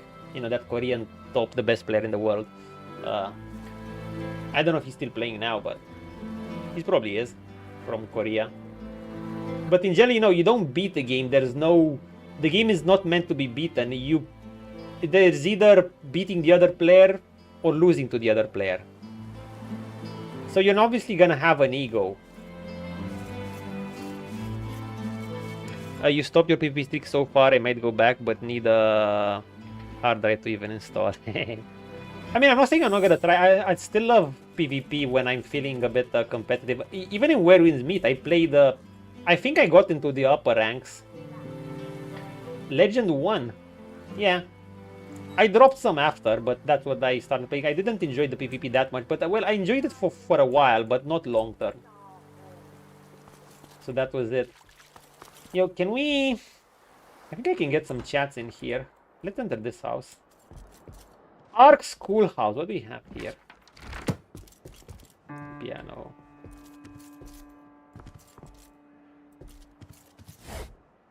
So Crimson Desert is gonna be... I think there's this model of games where it's basically a combination of a game that should have been an MMO, but they made it single player with co-op. The Where Winds Meet model. I think we're gonna see more of that model.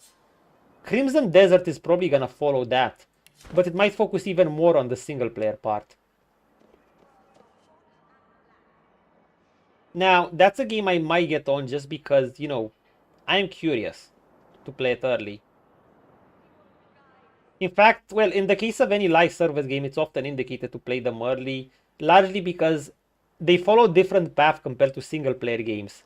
You get to taste the best of these games early on, while single player games, you know, the later the time goes, they might get patches, bugs get fixed, expansions could be released that add more to the game. Think Witcher, think Cyberpunk, especially Cyberpunk. They'll go on sales. Ocean's Dangers. And all that sort of jazz. Man, I need to drink chocolate.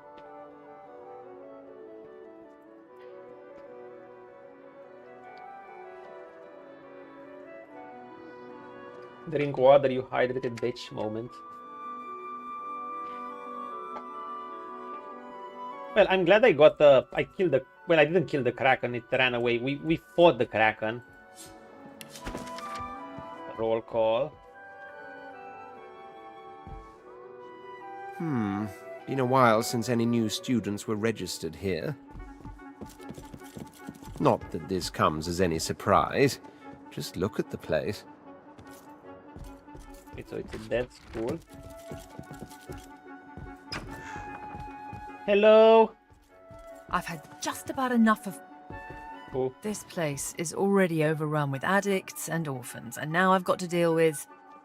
What? A candied salamander? The woman shakes her head and... What? She called us a candied salamander. Because we're red. Oh. How dare you? Do we know who we are? We are the Red Prince. Ruler, former general of the House of War, soon to be a ruler of the Great Lizard Empire. We're gonna conquer you all. And soon to be divine.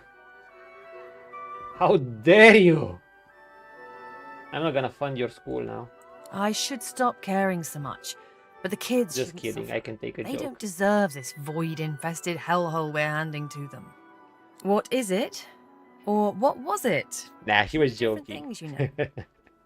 We're cool, that's tame. Hey, I mean, average citizens in Arks are pretty racist against livers in this place. So, this is tame, he was just making a joke. These people tell us, go away, lizard and stuff. But to be fair, you know, it's like similar to the Baldur's Gate 3 thing. Now, lizards versus GIF. I wouldn't say lizards are as bad as GIF. Let's see. Lizard Empire It's kind of an empire that uses it likes. It definitely is an empire of it conquers. It can conquer other nations, but it also engages with diplomacy. They employ slavery. I guess that would be worse. Or both. Wait, both go hand in hand. You conquer, then you take slaves. On the other hand, they also engage in diplomacy and they are civilized too. I wouldn't call them evil. Definitely not righteous either. They have evil parts within them, mixed in with admirable parts, which makes them nuanced, which I like. You know, it would be... I hope Larian allows us to explore the actual Lizard Empire in Divinity. I mean, you get to talk with, you know, plenty of lizards here. You get to visit the Dream, but you never actually see the... You get to see bastions where lizards engage in diplomatic events, but you don't see... You know, you don't go to the Lizard Empire. I would like to see that. So in a sense, you know, people can end up racist to lizard because they know if they'd be in the Lizard Empire, they'd probably be their slaves. So there's definitely some friction. And Arx is not the Baldur's Gate. You know, Baldur's Gate is very... Well, not that Baldur's Gate... Baldur's Gate has plenty of issues, you know, it can be cutthroat. But in general, I didn't think there was much racism, if any. No, there was no racism in Baldur's Gate 3. Every race kind of got along. Which sometimes, maybe, from my opinion... From my perspective, they got along a bit too well at times. It's a choice. But, you know, sometimes I enjoy when games show a bit of cultural friction. Each race that, you know, many races trying to live in one place and they, you know, they don't always get along. There's some friction between them. That's kind of Arx, it seems. I wonder if... I kind of hope Larian is gonna portray that in Divinity. You know, it adds for some interesting moral decisions and stuff. You had this a shitload in... You know what game portrayed this super well? Witcher 1. And Witcher 2. With the dwarves, elves, and versus humans. Oh, you had so much racial friction there. It was insane. Used to be a school. And it actually made you have some history, very complex moral choices to reading, a little make. cooking, a little alchemy. The parents Some of my paid favorites what they even. could. It was enough. Tie that into the narrative and voila, you got a recipe for success. You need talented writers, obviously. By talented writers, I don't mean just, you know, you shouldn't just caricaturize who you perceive the baddies. That can be fun for a while, but if you do it too much, it's gonna remove the weight of the choices and it's gonna seem binary. It's gonna seem, hey, this is the clearly evil option. Add some... Witcher 1 and 2 were so well balanced on that. In fact, I thought they were more balanced than 3 in a sense. Which made the choices really fucking hard. I remember I did try all options, including going neutral and fighting everyone. Because I remember my first playthrough, I went neutral and I told everyone to fuck off. I was like, you're all racist and you're all trying to kill each other, fuck you all. And they all attack you. That's probably the canon path, and it is the most exciting, in a sense. But it's not necessarily the correct path, like the game had no correct path. In that sense, I thought they did. Choices-wise, I felt some of them were better than Witcher 3. Don't get me wrong, Witcher 3 is the better overall game, and the choices were more interesting in the side content, but when I think of the main quest, I think the choices are pretty straightforward. Like the Flaming Rose is straight up, why would you support the Flaming Rose? I mean, you can do it out of curiosity at some points, but other than that, there's no real reason. They're the fastest, they're the baddies, they're the dogmatics. Yeah,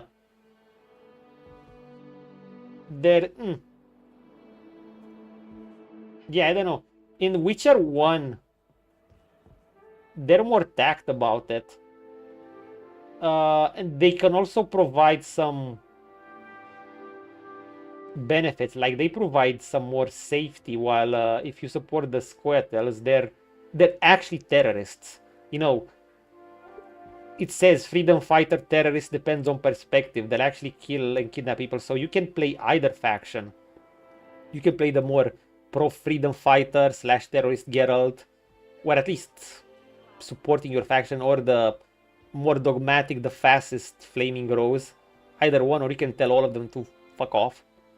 But I'm just saying there's some nuance. And of course they add nuance for the characters you side with. Each one, for instance, you have corrupted factions. I remember in the Flaming Rose, you have a noble figure who's trying to do, he's actually a noble figure, one of the future leaders of them, but he's a good man in a corrupted faction. And the corrupted faction eventually gets the best of him. And it's tragic to see, but it provides a good narrative. In the Scoia'tael, you have a man that went down on an extreme path for justifiable reasons. He went to straight full-blown terrorism. His reasons were justifiable, but his methods went so extreme that he was just killing innocent people. Anyway, yeah, great. It can make for some great tales if the writers are skilled. So a bit of a racial friction is interesting. Then the Voidwoken came. If the writers make good use of it. Magisters took Griff I'm just away saying. to Fort Joy. Said he was luring the monsters in. Like my sweet Griff would ever do such a thing. Now, does those two do it well in Act? No, they don't do much with it. So it adds some more identity between the races, but it doesn't really go anywhere with it. Now it's this. I'm stuck scrubbing Lady Kem's filthy floors in exchange for coin most days. And I don't have the energy to shoo away the junkies that wander in. Well, I don't think there's that much racial friction. The game just doesn't focus on... The game is more focused on you becoming... The game doesn't have much of a in-game political side to it, I guess. It's more focused on you becoming God of... It has plenty of lore plots and stuff, but it's largely, you know, ascend, become divine, and then you learn about the God King and all that jazz and all the other side stories that happen. Hey, junkie that wander. After this day, did she not like working for Lady Kem? I spent enough time doing the work. I'm not going to waste any more talking about it. Griff say you come across him during your days in the Joy. You know him? Was he holding up okay? And about that is why Witcher 1 absolutely needs a remake. Like, most people would not tolerate the pretty awful mechanics. Now, I've gotten used to it. I could play Witcher 1 right now. You're waking your mate in the world of... I assume that's Kingdom Come Deliverance too. Beginnings are better than the first one. Obviously, it's more refined, but they make you work for everything. Hard to be a peasant. I mean, they make you more than in one. It's sad, but I had to become plant gatherer to year and my first groceries because I struggle for anything else at the moment. Hey, my friend, my fellow plant gatherer, guess what I did off stream? You know what's my highest skill? Plants gathering. And I actually got the perk where your strength increases by picking up plants, so I might as well get something. I started selling plants, literally. Thank you. Say hello. Let me shake your hand, fellow plant gatherer. You know, when you can't beat shit, when you can't steal shit, and when you can't trade shit, you'd have no reputation. You can't hunt, you can't steal, and obviously you can't trade well, and you have nothing to trade to begin with. Trading is, you know, you need money to make money. The only thing to do is start picking up plants. Now I can actually open locks, so I'm not really doing that much. I'll start picking up just what I need for alchemy. Once I learn to read, my Henry still can't read. Oh yeah, you got same perks, so they still have that. It increases your strength by just a tiny amount, but you know, since you, it's this quality of life that you can pick more. I have hope for Witcher 4 gameplay since Cyberpunk is so good. Yes, I hope they follow Cyberpunk more than Witcher 3. Witcher 3 is a great game, don't get me wrong, but I said this before, I really don't like its progression system. The stupid thing where you actually have to drag skills and remove them from slots. But why? Like, you know, when you level, you get no other passive bonuses. You get to skill you choose. Let's say, okay, you could say, yeah, but don't you do that in Divinity too? No. In Divinity, when you level, you get this. So you already have the choices of your stats. You have the choices of your skills. These have passive bonuses even if you get no skills from them. Impressive passive bonuses. Then there's the talents. Then there's the civil abilities. This is besides the automatic scaling of HP and spell damage. And then there's the only thing you can select on and off is the skill selection here. In Witcher 3, the only thing you get none of this. You get no the equivalent of this or this or this. What you get are everything is on the skills, which you don't have enough slots for. So like your whole passives, fucking need slots. So I think it's a horrible system. When I'm gonna replay Witcher 3, I'm gonna do it with a mod. It's called Enhanced Edition mod actually. But yeah.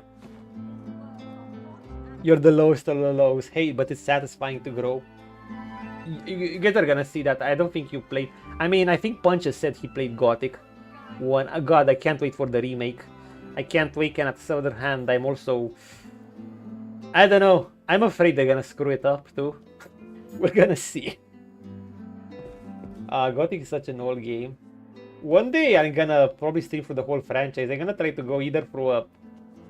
I didn't know they've run for all 3 games once, I remember. Now, I'm not sure I would want to do that. I mean, I can try to do it on stream, but... Ooh, restarting and breaking the flow would be kind of awful again and again. So I'd probably do something tamer. I'd say my character has 9 lives throughout 3 games. If we lose it, we lose it here. Or something more mild like that. Because it's been a while since I played that. But we'll see. If Gothic remake is good, maybe they'll do a remake of 2. Bam, bam, bam. Plant Gatherer Banzai. Not an affirmation. He was a leader. Wait, who was Griff?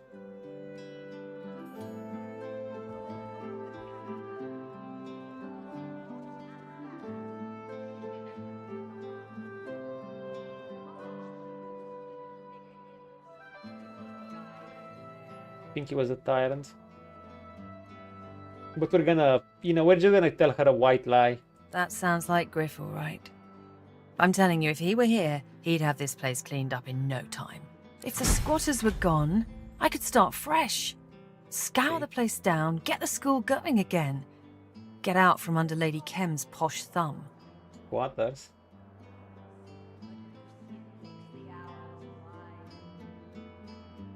Well, I wouldn't refuse your help. If Griff can't be here, maybe you're the next best thing. Beryl hums a few random notes, just a few, but in those notes you discern a crumb of hope. Okay. Mrs. Griff still lets me come over and play, as long as I don't run off too far. Sometimes we do our ABCs. Let's see if we can do one last thing before we go. School's out. Wait, how do you even enter? Griff.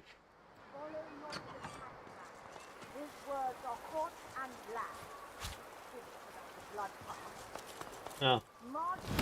We just need to remove this.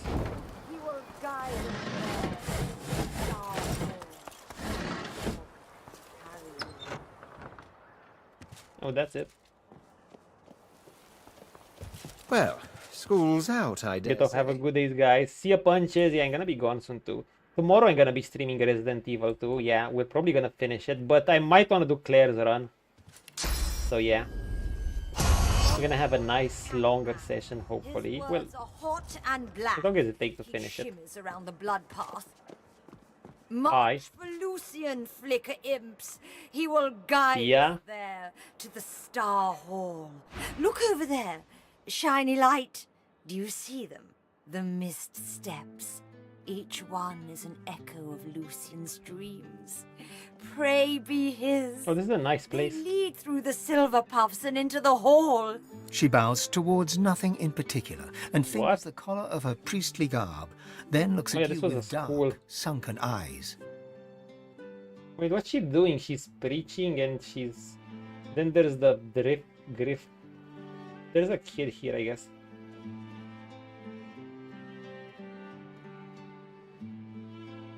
Yeah, why she's not in the cathedral? Lucian blesses me in his own way, Red Sunburst. I glide on Red Sunburst. and feed on his sighs and smiles. For him, I would walk the path of blood. He needs only sing the command. I'm not like the Cat Lord, our Hulu. He slinks around and under and over and inside. He would skim the path and miss the blood. The priest raises her head and screams to the ceiling. Is the blood.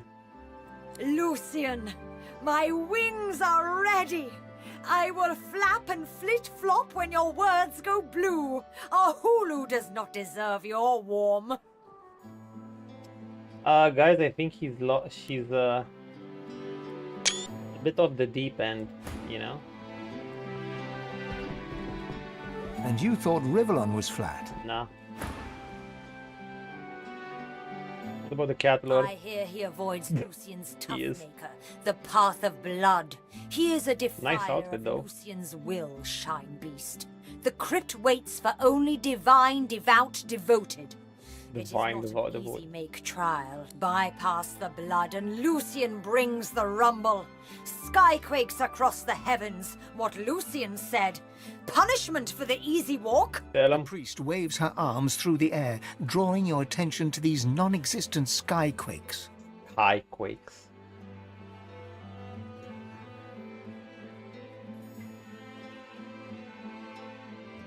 Okay, go away. She traces a circle on the floor with her left foot, then to start shakes her school. head.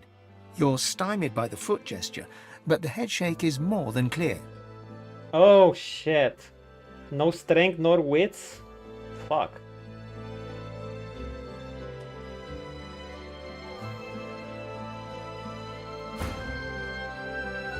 This is... To become divine, does she want us instead? That's a good question. I think she would. Initially she'd think that's heretical, but she probably would. Do we have anything else to buff Prince with? We don't have the human ability.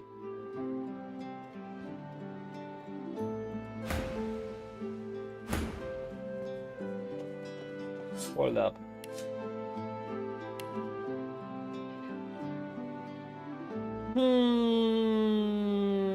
No chance with Finese. Intelligence maybe. Memory no. Constitution. Constitution. Put your arms around her. She needs to go somewhere to rest. Then it's been too much for her. Ryu, she may hear Lucian words. This could work. Yeah, I had a higher chance with that. Yes. Your voice. It felt like a dialogue she'd fear more. I still have Persuasion 6. It makes the airdrops quiver. I am called to the cathedral. I will travel there anon. Clouds should twinkle as Lucian commanded them. Come, fireflies, he calls us elsewhere. Oh! School's out.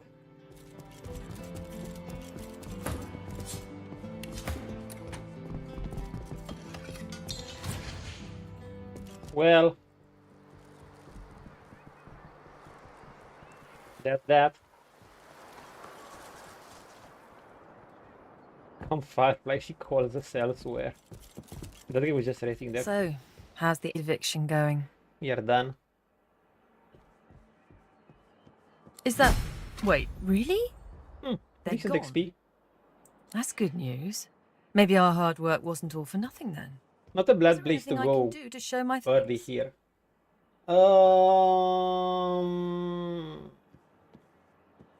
I know enough about the camps. Well, it might not seem like much, but Griff's research into runes proved valuable from time to time. He took copious notes. Perhaps anyway, you've certainly been a breath of fresh air.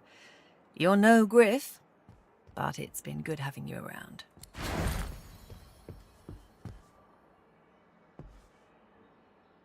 Yeah.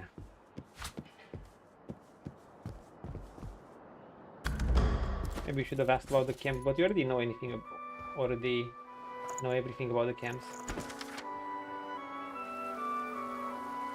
Desiree of recipes. Medium thunder rune. Ah.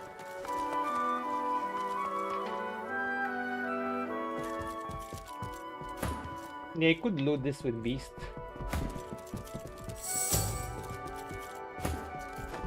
Now we have a gambling table even.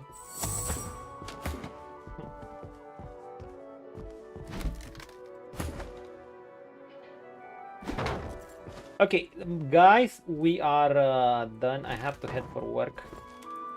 Had a nice little stream. I'm actually glad I got on today. Okay, Resident Evil tomorrow. And I'll probably want... People say I'll have to do Claire's run too. I'll see about that. If there's any true ending... They said there's a true ending that I'll have to play both routes. I should technically play the game 4 times to get all the true ending. I'm not gonna do that because it's largely the same thing. But I could play through it 2 times to play it from Claire's perspective. Yes, anyway. I'll be playing Resident Evil tomorrow. We got some Divinity in. And the next time we're gonna go for Divinity, I guess... I mean, we got some easier sections out of the way. We got our green tea, by the way, strongest item in the game. This and skin graph scrolls. We got this, a few of them. So, we got some ambushes out of the way. We did this area. We have 1 quest left. We did a Kraken. Beast just soloed it. Obviously, he escaped. He didn't die, but he did fine. He used the... He made great use of Inner Demon, by the way, with Terrify. We actually terrified the Kraken. We're gonna do some things around here, and I guess we're gonna do some big things next time. Big things require going to the sewer. Oh, that's deadly because the fog. Yeah, Beast quest. Basically, both Beasts and Princess quests are pretty big to finish. And I didn't have Beast with me in party here, so I'm gonna be curious how the interactions are gonna be. There's this place. Oh yeah, we're gonna have some of the harder fights to look. We still have some smaller ones here too, though. So there's a few ways to go. Okay, that being said, I'm gonna need to dash. Thank you guys for hanging out, and thanks for the chats. We had a good one. Peace out, my lords and ladies. Cheers.